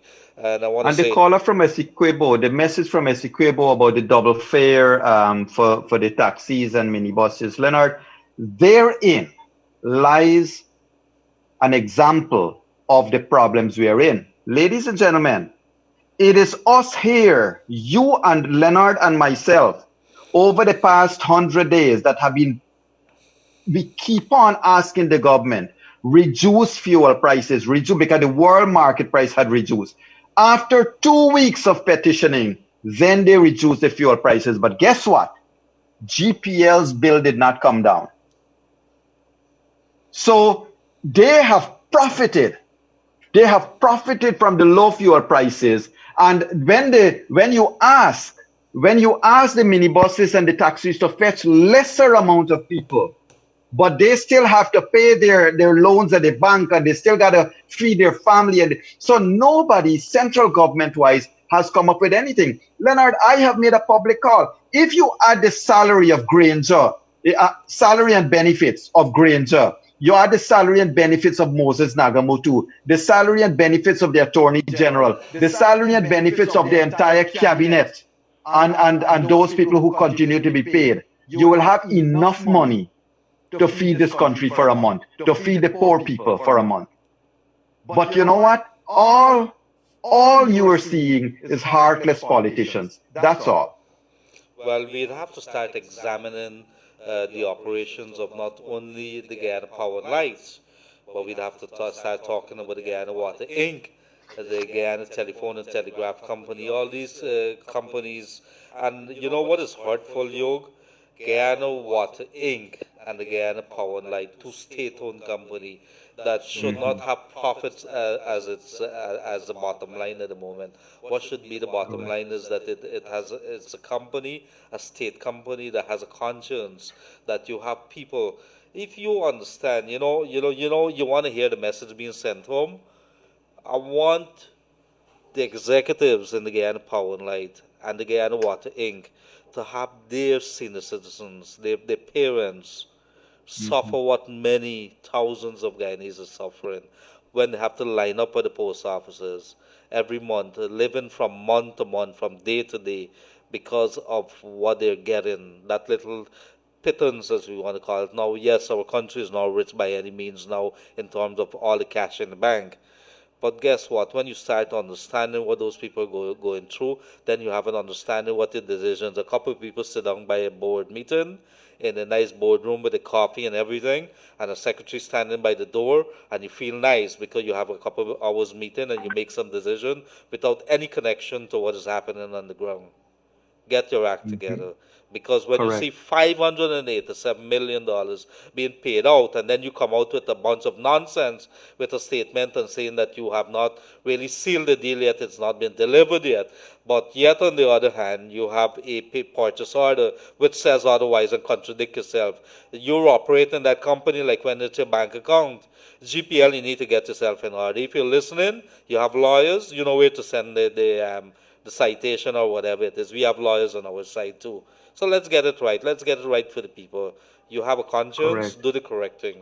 And Leonard, I'm encouraging all media houses, well, except the Guyana Rag, because they're not going to do it. The Guyana Rag is only spending its newsprint to print false lies and ridiculous nonsense. But Kaieteur News and all the other respectable media houses I would like an investigation to be done in all of the contracts at the power company and the water company. I want to know all those billions that are being spent, and especially the single sourcing that is going on. We need to investigate it. Well, when you see a company like GPL, and I have lots of friends here, so I'm going to cross swords with them, and I presume after today I'm going to have less friends. So be it. And on board the board and in management as well. The nonsense that is happening there, the purchases and whatever it is that you're doing with the procurement, I think it is time that in the newspaper we would have been paying attention, but we are going to pay attention a little more. And we're going to start with the 587 million. So we're going to start with that, and so we're going to make it an example. Let us see where it goes from here. So we're giving you fair warning. The bleeding has to stop, you. The state money does not belong to a couple of people, an executive position or management within a board. It belongs to the people of Guyana. So whether you make it as a state-owned company, which I hear arguments in the past, no, this cannot be directed as a semi-autonomous agency or a state agency or state company, and therefore the government can't tell it what to do. Of course we could tell you what to do. We put you there. Of course we could tell you that. So don't get yourself all tied up. It is about time that the people stand up. So if you believe there's no voice, we have Kaieteur Radio, we have Kaieteur News. I think you got Yog Mahadio and somewhere along the line Gildari. So we're going to talk. There's a caller online. Good afternoon, caller. You're on the air. Hello? Yes, good afternoon. Could you turn your volume on your radio down, please? Okay, good afternoon. Good afternoon, ma'am. Turn your volume on your radio down, please. Okay. Thank you. I'm calling from Morocco. Morocco, yes. Yeah, I want to hear from Morocco, Region 1. Yeah, Yes, ma'am. Concerning this lockdown and this COVID-19, it's affecting us very much, very bad in here. Yes. And we get no support from nothing, from no parties or. Hello? Yes. Yes, go ahead, ma'am. Go ahead. I really want to hear from Morocco Region 1. If you're hearing us, ma'am, or if I am not sure if you've lost it. Morocco has a very, very big problem. It's the area where there are many cases of COVID-19 at the moment. Lots of people have been tested. We have about 18 new cases. That's come, I think 21 new cases, and 18 has come from that area alone. So there's many teachers as well as health workers are affected. So that's emergency. That's a crazy situation there. Are you still on air, ma'am? I think we would have lost the caller. Our apologies. But I really want to hear from that area there to give us a perspective of how bad the situation is. We can only depend right now on the authorities to tell us, but it isn't giving us a true reflection of what is happening. There's another caller online. Caller, good afternoon. You're on the air. Good afternoon, Mr. Gildavi. Good afternoon, sir. Very good work. I want Mr. Yoke to shed his view on this. Not only in public office do we have new alliances. Now we have seen it yesterday. Even the judicial system, the two judges are supporters of the APNU. You know, they're totally wrong. We've seen everything that is going on. And I think it's time all who vote these people, this cabal out. We should come on the street, arrange a big protest. We must send the message. Enough is enough. They must go and they must concede. It's time we start putting pressure. We are sitting too long and people are getting frustrated. People might even run mad because this country is in a total mess. It's time we come out and do something. No other part in the world people would have sit and take this nonsense that is going on. We need to get up and get, because these people are seeing that we are taking it easy and they continue to do nonsense and they're going places where they have people in place. I think it's time we should arrange and call on everybody, all the small parties and everybody who vote against this cabal. Let's come together and stage a protest that the government must concede. Enough is enough. The people vote and the people spoke election day, and we can do it on the street and get them out. Thank you. Thank you very much, caller. I think you want to talk about that and how many pressures been coming from the international bodies, the observers, from the embassies, and nothing has been happening. Even the courts. Yes. I would like to appeal to the caller. We're all frustrated, sir. We're all extremely, extremely frustrated, and we could share your pain. We know what it is like. And trust me, Leonard, people don't know the amount of death threats we receive. I mean, as I'm on this program, I received 2 messages. You know, it's par for course. But you know what, sir, I would like to appeal to you. If we are to react, think of it this way. Are you going to be reacting exactly how some people may wish you would react?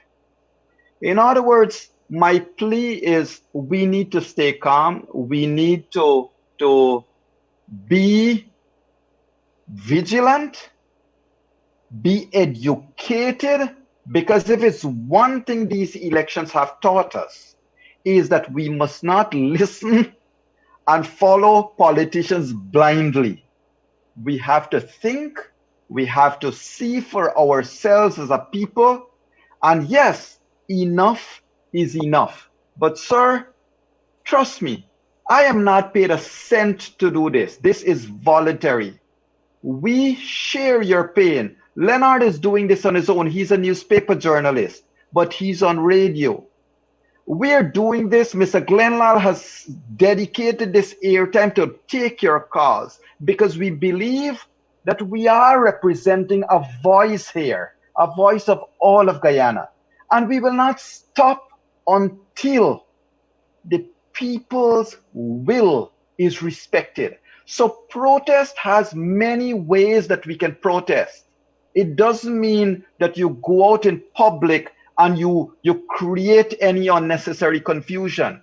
And to that point, Leonard, on another program we will discuss, and we have to discuss and ventilate fully. People must not forget what happened at Bath. People must not forget what happened in 1973. People must remember that sometimes there are forces that just wait for you. We can't do that. We got to decide that there are protests that can happen in many ways. Gandhi said it well. Non-cooperation with evil is a sacred duty. And this is what Leonard and I are doing here. We are putting it out there. We are sharing it out there. But we have to allow our voices to be resounding. And I'll tell you how they're resounding. Today, I have sent off some petitions to countries in the world. And you know what I've sent to them? I have taken Mr. David Granger's video from 2015 and the same Basil Williams video from 2015 when they were calling on the world to bring the sanctions down on the PPP. I have taken those videos and I've sent it to the overseas countries and say, listen to these voices.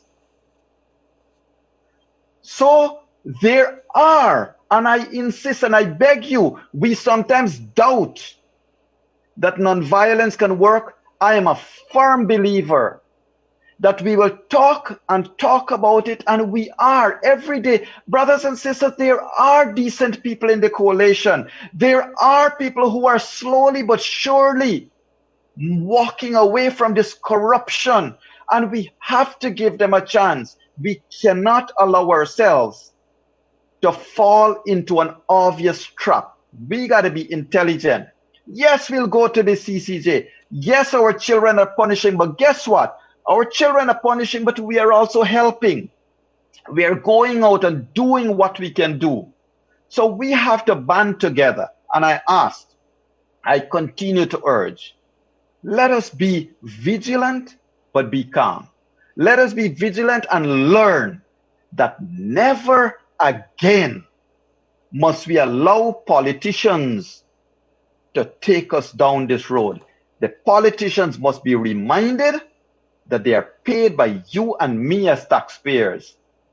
They are not our lords and masters. They are a servant to the people of this country. Yes. And I do thank you for that, Dr. Yog Mahadi, Elections COVID-19 Watch here. Kaieteur Radio 99.1, 99.5. You can also get us on Facebook or on YouTube, Kaieteur Radio. And I'm going to read to you here, this is something that is very serious. Former Member of Parliament for the People's Progressive Party Civic, a former Permanent Secretary, Colin Crowell, talking about that situation in Morocco, Region 1. An immediate national intervention is needed in Morocco. The villagers, especially of Santa Rosa, Morocco, are scared, and it's going to have a mental effect. A review of the Ministry of Public Health report shows an increased positive numbers of COVID-19 rising astronomically in a short period of time that testing is being done. As of this evening, this is last evening, a total of 41 positive cases, 1 death and 1 recovery, with a majority being asymptomatic cases. My information is that the majority of positive cases so far can be lumped into 3 categories. 1, primary school teachers, you hear this? Primary school teachers, secondary school teachers, and frontline health workers, which is in keeping with our information, and including a doctor.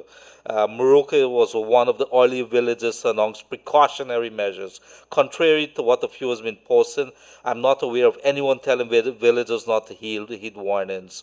The problem we have so far is that many of the persons deemed positive claim they were taking precautionary measures, with majority of the positive cases being asymptomatic. It raises even more eyebrows. I'm told tomorrow secondary students can be targeted for testing and some others.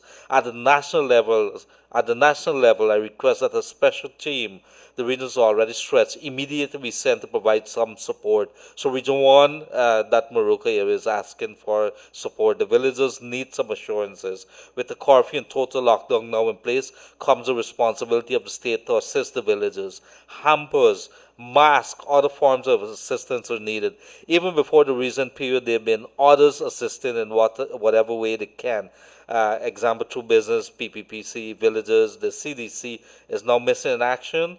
But why the distribution to communities was halted by the National COVID-19 Task Force? Finally, at this time, turning to the divine is also required. All must offer words of prayer. Coronavirus is real. Follow the guidelines for your own sake. And this is a former Permanent Secretary, a former Member of Parliament, Colin Crowell, is on his Facebook appealing for assistance last evening. So, and I see even the former Foreign Affairs Minister Carol Rodriguez Burkett Yog has come out appealing for help in the region. Her intelligence is telling her that is really bad. I understand the Ministry of Public Health via the Permanent Secretary and others, they have been wading in or trying to assist there. So I bring that home because I want to stress that we have a very real situation developing with COVID-19, and there's not enough attention being paid to this pandemic in Guyana. It is, by the way, let us have a look at it this evening. After all else is finished, we shall have a look at it because it needs some kind of attention. That's our approach to dealing with the pandemic. Region 1. And if you, let me put in perspective there, if you understand that you're in the middle of nowhere and you can't get in and get out because there's a lockdown and there's no food getting in and out, you can understand the situation, how dire it is. And Region 1 has some really way out area. Morocco is another area that is really way out in the hinterlands there. That is very hard for you to get there unless you're traveling maybe by plane. You could get via some roads and so on. So it's way out. It's in the really outlying area there, So it's worrying. I really feel for those people there. And we would have had a resident from that area not too long ago trying to reach out to us for us to bring attention to their plight that they're experiencing there at the moment in that outlying area there. So it's very, I am really feeling the pressure coming down on those people at the moment. Correct. And Leonard, you and I have said it before, and I wish to remind everyone, we are in some dire situation with regards to COVID-19. But remember, everyone, what did Mr. Granger do? He put together a COVID task force that is made of politicians. When the COVID task force was fortunate to receive, the CDC was given 40 million. Who was in charge of the COVID task force? A politician. So all through the way, they have politicized even a national health crisis. They have politicized every single thing. They have politicized even the innocent men and women in this country. Look what we are doing today, brothers and sisters. Many persons across this country, we're allowing ourselves to hate each other, to ridicule each other because of what? Because of a few politicians who are grabbing lands, who are making deals, who are getting into contracts. You are not getting those contracts. You are not benefiting from it. And it cannot be that it is a concern that people are concerned about their racial insecurities, because none of the political parties are racist. They are made up of persons from all races. So it is a matter of money. It is a matter of barefaced stealing and cheating. And you are seeing it with the last moment deals. So ladies and gentlemen, while you guys are cursing, like we see a couple of them here, cursing and sending death threats and saying all kinds of things. Could we call them out, Joe? I'm hearing that... I think There's some gentleman by the name of some Conrad. Mr. Conrad, let me get it very, very clear here. I'm going to interrupt Yogi here. We want everybody to be on this page here, but let us don't descend into those kind of behavior. I haven't seen your comment, but I'm understanding people complaining. Let us keep this thing real. Let us keep it respectful. If you don't do that, we're gonna. In fact, I'm gonna say to my technicians to go ahead and delete anybody who's going to be using any foul language on this page. We have women, we have maybe children too, we have religious people, so we're going to delete anybody that comes on with bad language. We are going to do that. I saw somebody talking about myself, took pot shots at myself because I dare say that last evening or yesterday.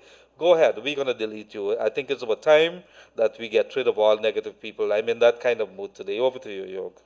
Yeah, thank you. So, ladies and gentlemen, there are hundreds of acres of land. And let me tell you all explicitly what is happening. Ladies and gentlemen, listen to this. Government knows, some of the politicians in government knows exactly where new roads are being built, where there is infrastructure plans for the future. And what they have done, they're trying to ensure that they can look at the possibility of grabbing lands all around these areas. And this is why people want to hold on to power. So it doesn't matter what you vote. It doesn't matter if you're cursing Leonard or cursing me and getting on bad. What matters is that the will of the electorate is being made into a political football so that a couple of viewers can get away with fraud and theft. And that is the bottom line.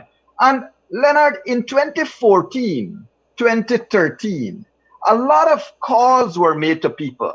If you are backing this government in this barefaced theft, then you are also a fraud. If you are backing this theft, you are also a thief. If you are backing corruption, you are also corrupted. And this is why we have called religious organizations. If you are not speaking out, it means you are part of the problem.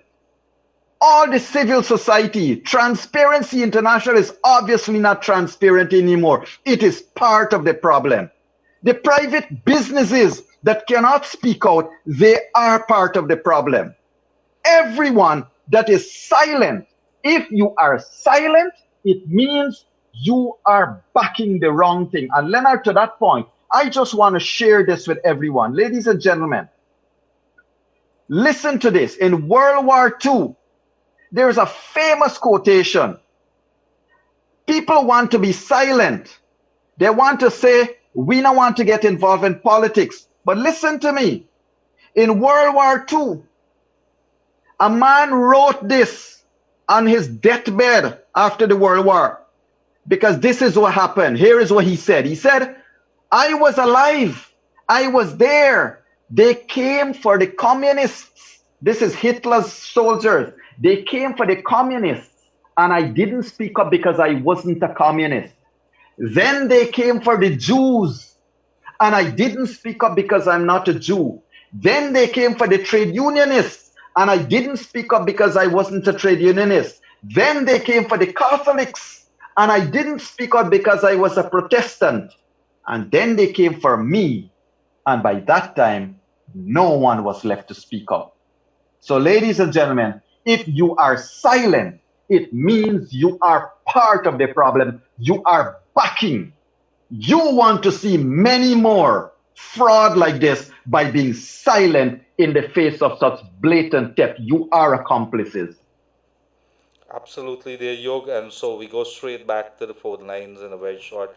I think I'm going to ask my guys to tell us about the phone lines here. But in the meantime, good afternoon, guys. Great job. Why is it that Guyana has the most cases? I think this person is saying that we probably have the most cases at the CCJ. What does it say about our judicial system?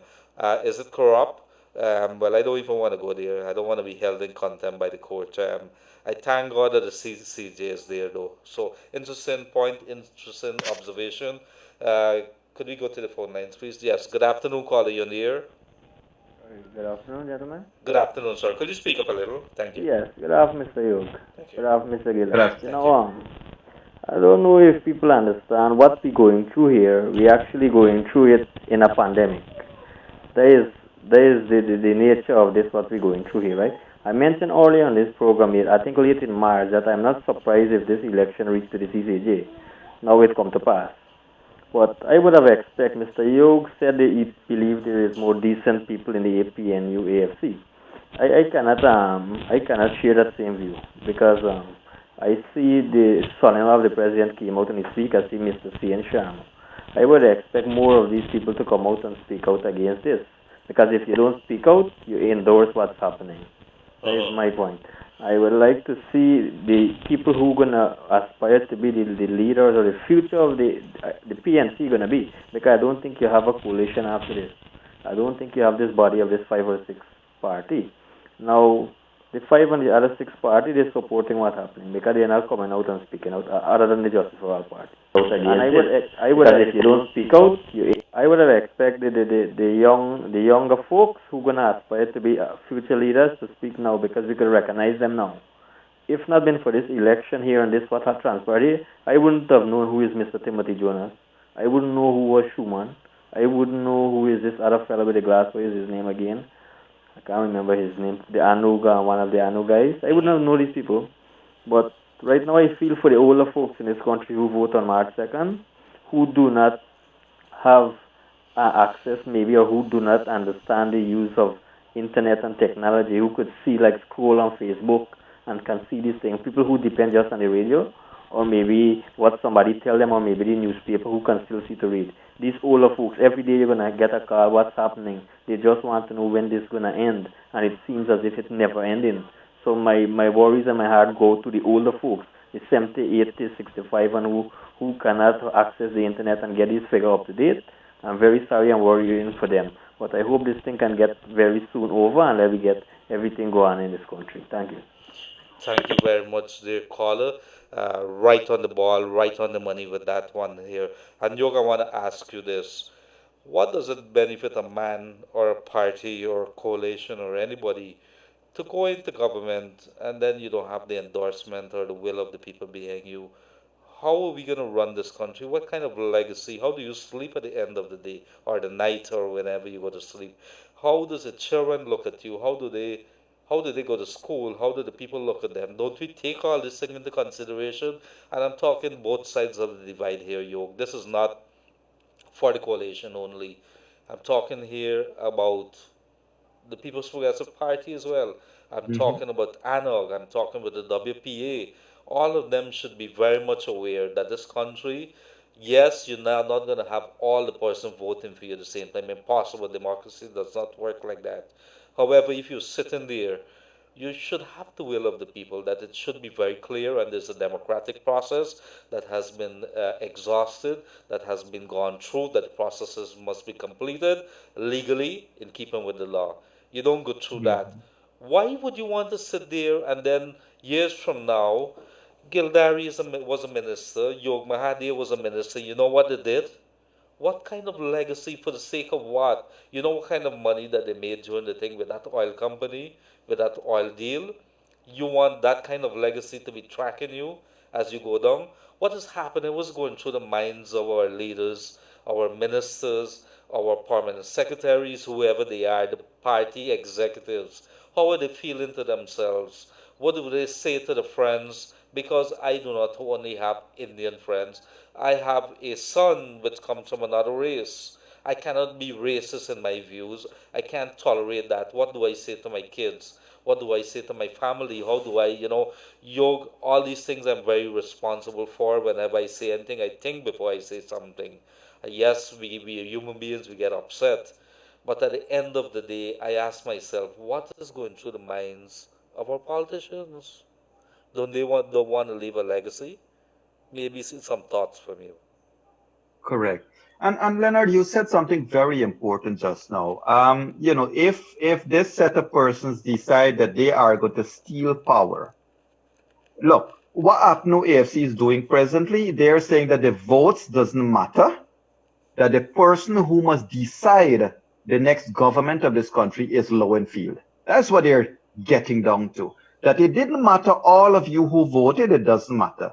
what must matter is Mr. Lowenfield must give them what they lost at the ballot boxes, what they lost at the polls, Lowenfield must do for them. So you are right. The question is, how do they plan to run a government? Leonard, I'll tell you this. The real test of us as a people is to realize that a people united can never, never be defeated. The will of the people is greater than the will of any set of fraudulent politicians. And if they think that they are going to steal power, and if they think that they're going to hold on to power outside of the will of the electorate, they will certainly have another thing coming, because it is the will of the people that has to matter, and it's the will of the people that will matter in the future. Government does not make money, you know. A government doesn't make money. They earn money by charging taxes from the people. They make money, and they're going to make money from oil. They're going to make money from the extractive industries and the productive industries. They don't do any revenue generation by themselves. So we got a good strategic future that the people can think of. And I urge everyone, because I certainly believe, Leonard, that the PPP has not been as proactive as it ought to be. I know they don't like when I say this, but how come you're going to allow, not they're allowing, but how come you're in danger of having Mr. Lowenfield decide to give this election to APNU against the will of the electorate, and at the same time, hundreds, thousands of people whose ballots are being burnt by Lowenfield, whose ballots are being thrown away by Lowenfield? How come those people are not at this moment filing a legal action against GCOM to say, count our votes? Mingo and his assistant, they're the ones that instructed these returning officers and polling officers in the various polling booths to not put the polling books, to not put the requisite documents in the box. They told them, and we got the proof, we have seen it. They told them, put it in the bag. We have the videos. We have seen those officers in GCOM building playing around with those envelopes. We knew that Lowenfield received those documents. Now Lowenfield is going to say it is not in his possession. Mind you, he didn't say it is not in GCOM's possession. He said it is not in his possession. So the fraud is very, very real and apparent for all right-thinking Guyanese, all those who are not getting paid off by the current people in government. And Leonard, the people of this country has to realize, whether it's a PPP government, we see what they have done for 23 years. And whether it's this set, you see the crimes committed within a just short 5 years. We, the people, must realize that the power resides in our hands. And that is exactly it, Yoke. The power resides in our hands. Raise the voices. Any word from me, Motley, somebody's asking. No, the CARICOM has not issued any statement as yet. Leonard, let me just say this. CARICOM has spoken. How else, how much more insult do we need as a people, as a country? Read the CARICOM report and you would be so embarrassed at the content of that report, pointing out to who really has committed fraud.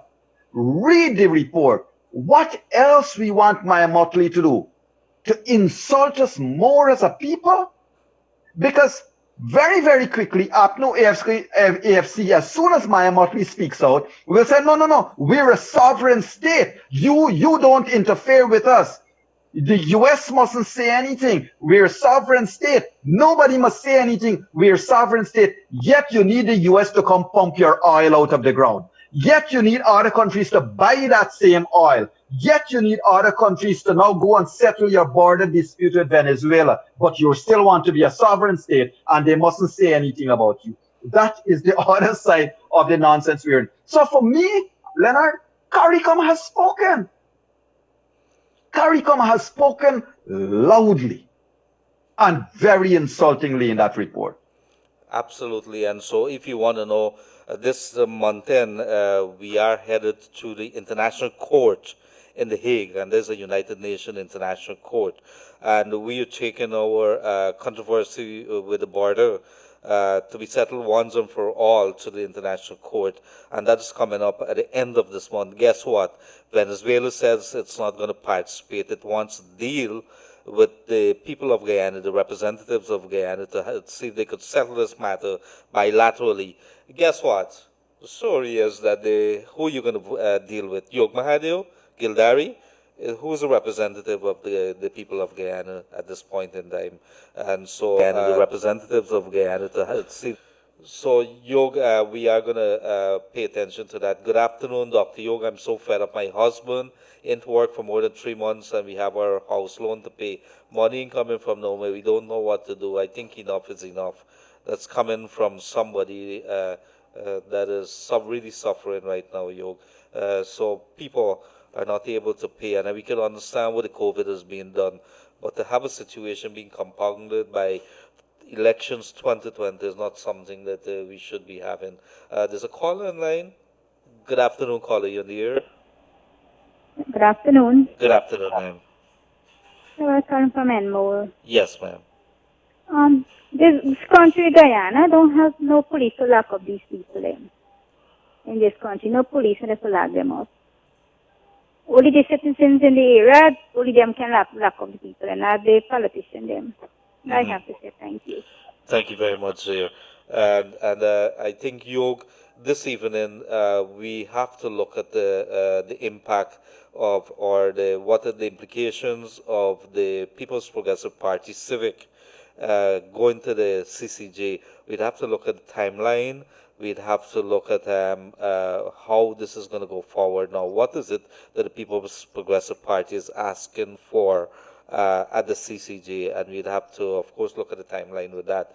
What do we have any idea who the guests are, or keeping that as a state secret? Keeping it as a secret as yet. Leonard, I really was very, very hesitant to have, to continue to have this painful ongoing, because at some level you get to a stage where what else can we say? What else can we do? But what we do know, and what gets you and me going and gets Kaieteur News and Glenn Lal and everybody else going, is we cannot give up. We cannot give up. We got to continue and continue until the politicians realize. And Leonard, I'm going to say this without fear or favor.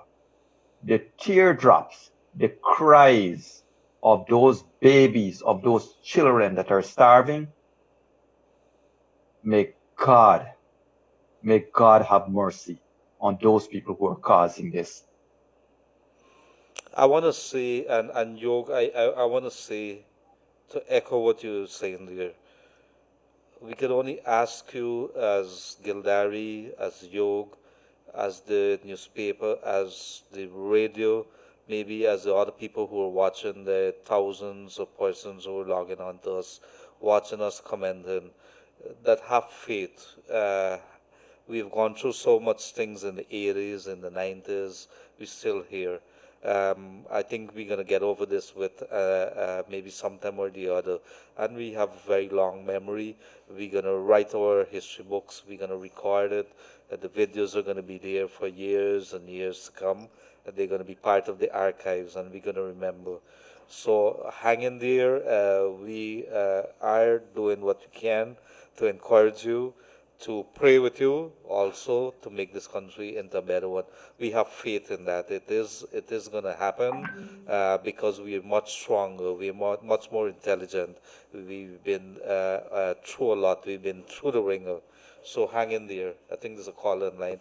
Good afternoon, caller. Hi, Mr. Gildari. Good afternoon, Dr. Yo. Good afternoon. Good afternoon. I would like to share something that I went through. Sure.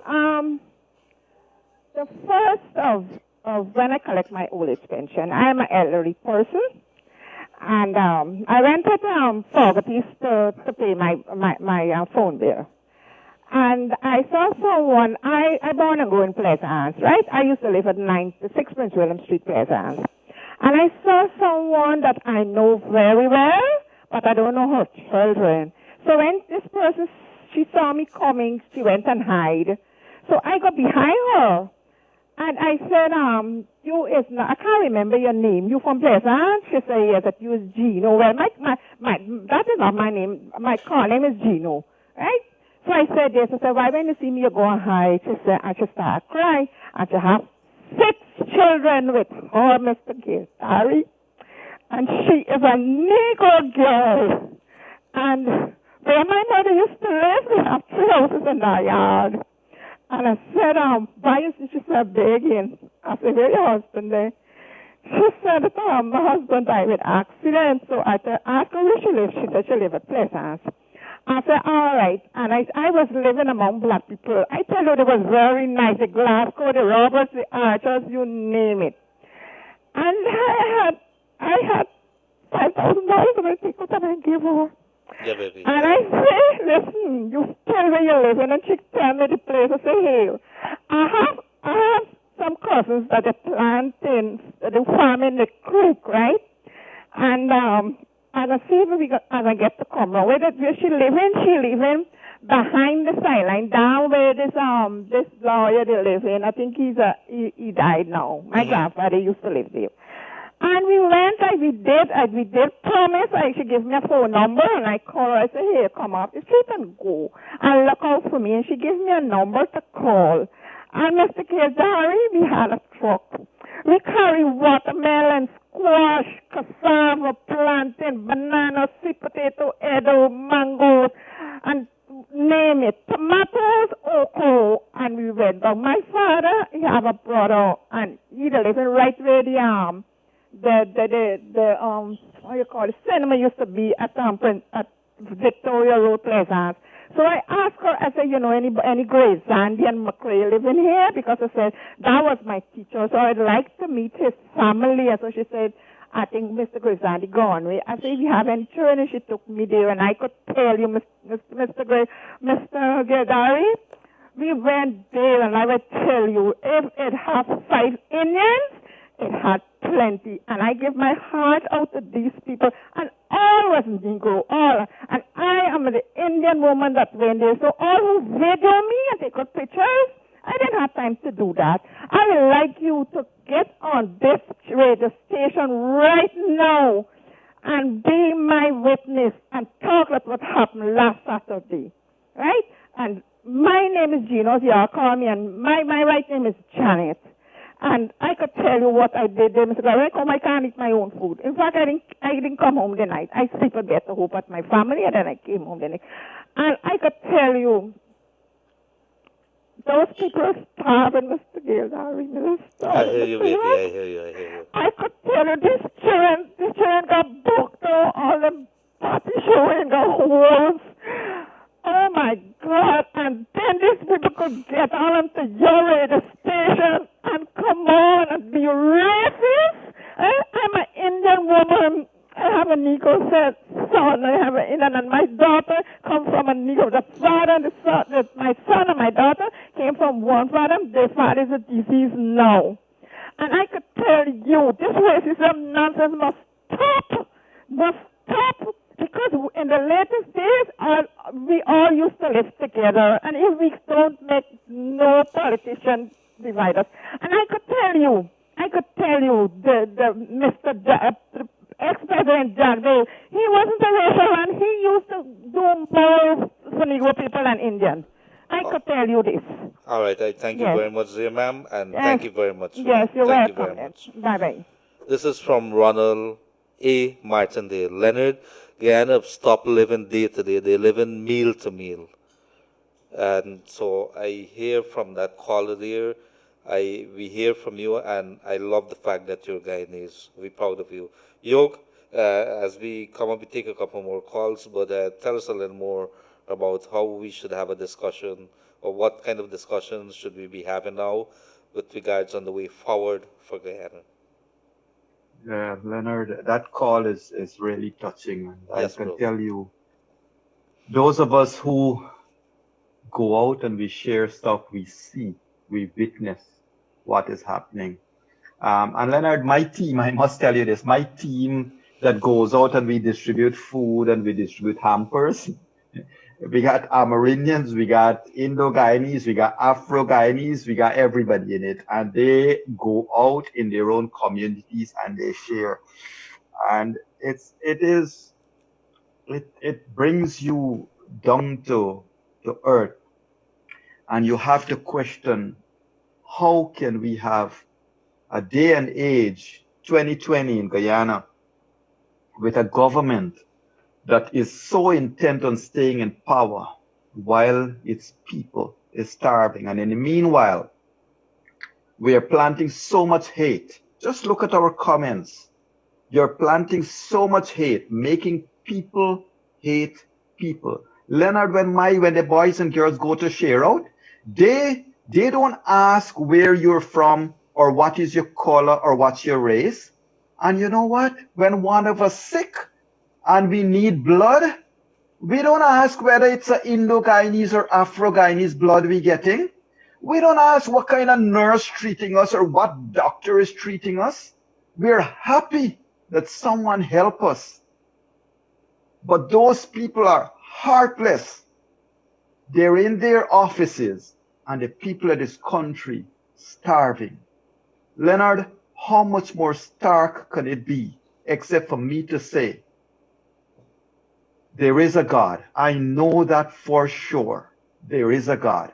And the tears of our children will not go unheeded by that great one. And I thank you for that, Dr. Yog Mahathir. I want to say hello to New Mexico, to Canada, Toronto, New York. We have lots of people who have been coming as far as Vancouver. And so we have friends Guyana, Guyana in the house as well. I want to say hello to everybody there. And so Brazil, it has been a very emotional day, Yog. I think what we're seeing from our people, what we're seeing from our callers, our listeners, the people who would have been texting us, is a Guyana that is literally crying for a better place. These are good things. We're seeing Guyana coming out of its shell, that is saying that we want a better Guyana. And that is something good that has come out of the elections. We would have been talking about the young candidates, representatives of the new parties who have been coming out, who literally burst onto the scene. What we're also seeing is another side of Guyana that we've been asking, do not be selfish, but what we really realize and what we're experiencing right now, Yog, is an awakening of the people that is very good for this country. This is something we've been calling for. So if there's nothing good that comes out of this, there's one thing I could tell you. We have people who are actually taking out their frustration in a very positive way now. They're talking, let us develop this country, let us move it to the next phase. Let us do things together. And you see that you heard the lady, what she's been saying there. I heard you, and I really love what you're doing, ma'am. Janet, I think it is, was her name. She would have really, really brought, I think, to the people of Guyana a different side of who we are. And there's nothing wrong with crying. There's nothing wrong with saying what's in your heart. We have a right. The power is in our hands. Let us say to the politician, let's say this country doesn't have a racial problem. What we have is a few, maybe a handful, a couple dozens, who are taking and using Facebook and doing the nonsense that you're doing. You could feel free to disengage yourself from the rest of Guyana. If the people of Guyana do not want to hear from you, we're not going to tolerate you. We're going to call you out. And I am about to call out, and maybe I'm thinking it in my head, a couple of talk show hosts who've been taken to the airwaves and talking nonsense, people that I would have held in high esteem. And there's going to be a time for the people to disengage you too. They said there's a very old saying, long time done, short time there. So let's see what would happen. Yog, I think maybe we could take a couple calls. Yes. Good afternoon, caller. You on the air? we would have lost that one there. So we see some people join us from Trinidad as well, Yog, Guyanese people over there. A good day to Gita Baldio, I think it's Baldio from Trinidad. Trinidad, we know, would have had some, they would have brought the cases down. There's a rise in the number of cases there, COVID-19. Suriname has in excess of 300 cases now, Yog. After bringing it down a little, they would have opened up back, and then there was a spike. Worry sometimes to those people there. Brazil next door is running at a reckless pace. They're going to probably fly past, I think at the rate that they're going, the trajectory is saying that they're probably going to go past the United States of America, Yog. And just to share with our viewers and listeners across this country, what word to use to describe this? Let me relay this. So one of our viewers online has messaged that these calls about people starving and people punishing is fake. And so, Leonard, I went and I checked out the person's profile, and the person doesn't even live in Guyana. So that's the kind of rhetoric, that's the kind of hate mongering we're having. You don't live here, but you know how the people are living here. So, that's amazing, and it doesn't deserve any more comment, but ladies and gentlemen, we all got to ensure that we can do the best we can. I want to just repeat something I said earlier. If you profess to have a university education, if you profess to be working in a government ministry, if you profess to do all of this thing, you profess to be educated, you profess to have a business or whatever it is, you profess to have a religious grouping, and you are silent when our children are starving. You are silent when APNU AFC wants to steal this election. You are also part of the problem. Yes, and I'm listening from Orlando, Florida, where the weather is 90 degrees, but feel like 98. Keep up the pressure, guy. Keep calling and Granger to concede. I know I did some constructive criticism of Kaieteur News. Since then, I have not heard my comments read on air or replied to. I know you guys have an open mind and should not take criticism in an offensive way. You guys bring on the criticisms. Kaieteur News, Kaieteur Radio, we don't really care, but let it be in a respectful manner. Let it be in a constructive manner too. Let us give some opinions. Let us give those recommendations that could improve this country. It's not about Yog Mahadio or Glenn Lal or whoever it is. Let us talk about the country. Let us talk about the people. How could we fix this issue, or how could we get rid of the hurdles that we face it? So it's not about Gildari. We're just the mouthpiece. We're the messengers who bring in the news to you, bringing opinions to you. As we said before, Glenn Lal has made the radio available to us. We have not even advertised it, although we've seen some figures that could be used to market, to advertise it. That's because it's not our interest at the moment. We've done so many things in the past. There's stories I could tell you. Glenn Lal one time would have hired a helicopter to investigate by-channeling, and I can't tell you how many millions would have been paid for that, but there are things that would have been done by the newspaper, and this is when PPP was in power, Yog. So many things that he would have done off his own, and things that he doesn't want to have come out. But for all the naysayers, when it was 2015 and it was okay for us to attack the PPP, we didn't attack them. It was our duty, our mandate, to report on what was going on. We could not do it any other way. That was the only way we could have done it. Investigate, report. They said that there was no evidence and a whole bunch of other stuff. 2020, the shoes is on the other foot, and we investigated the collation. Whatever came out, you have a couple of people, very racial, are saying the things in their own little way. Continue the merry road that you're heading on. This is for our country. We will continue. There's probably going to be another government. There's going to be no honeymoon. Irfan Ali has a one-seat majority, maybe. He's going to be in government. When that time comes, he's going to be under scrutiny, just like how the coalition is under scrutiny at the moment. Nothing is going to be changed. So that is what I would want to say at the moment with regards to the newspaper and its Leonard, mandates. Leonard, if you look at it, I just wish to say this because, somebody has said on the comment field that, Yog and Leonard, you did nothing. Well, I think he's talking to me. You did nothing for those squatters in your home village, but it was APNO AFC that came to their aid. First of all, I don't know what village you're talking about, sir, but here is my point. I haven't sat here any day and said APNO AFC did nothing. My point is the corruption of the APNO AFC has led them to lose these elections. And the main point is, sir, you have lost these elections. Why you want to steal and thief these 112 days, Leonard, tells us exactly what APNO AFC is. They can hide everything else. They want us to forget a no confidence motion. They want us to forget everything, right? But they cannot hide from this most recent trampling upon the Guyana's constitution willfully and thwarting justice at every step. That is beyond acceptable. And that is what people will remember for a long time to come. Absolutely. So we are preparing for room 592 at 7:30 p.m. sharp this evening with Dr. Yog Mahadio and myself, and we're going to have guests there, and we're going to be discussing the implications of this appeal that was filed by the People's Progressive Party Civic, and this is in response to the majority decision by the Court of Appeal yesterday.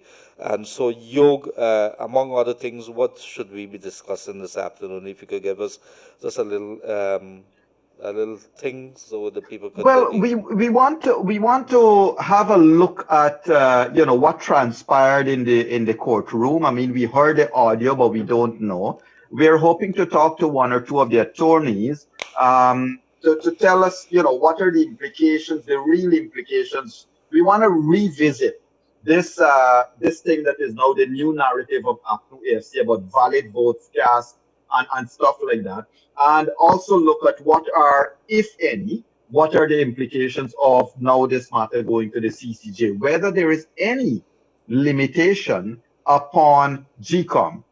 I have been trying to see whether we can get Mr. Says Gunraj on our program for tonight. I don't know whether that will be possible, so I'm not promising, because we have to realize that the commissioners themselves, they prefer to err on the side of caution at this stage rather than to say something and be misinterpreted. So I would respect whatever decisions the commissioners make as to whether they can come here or not. But what we do know is that tonight we want to get a bit more in-depth into the legal side of things, Leonard.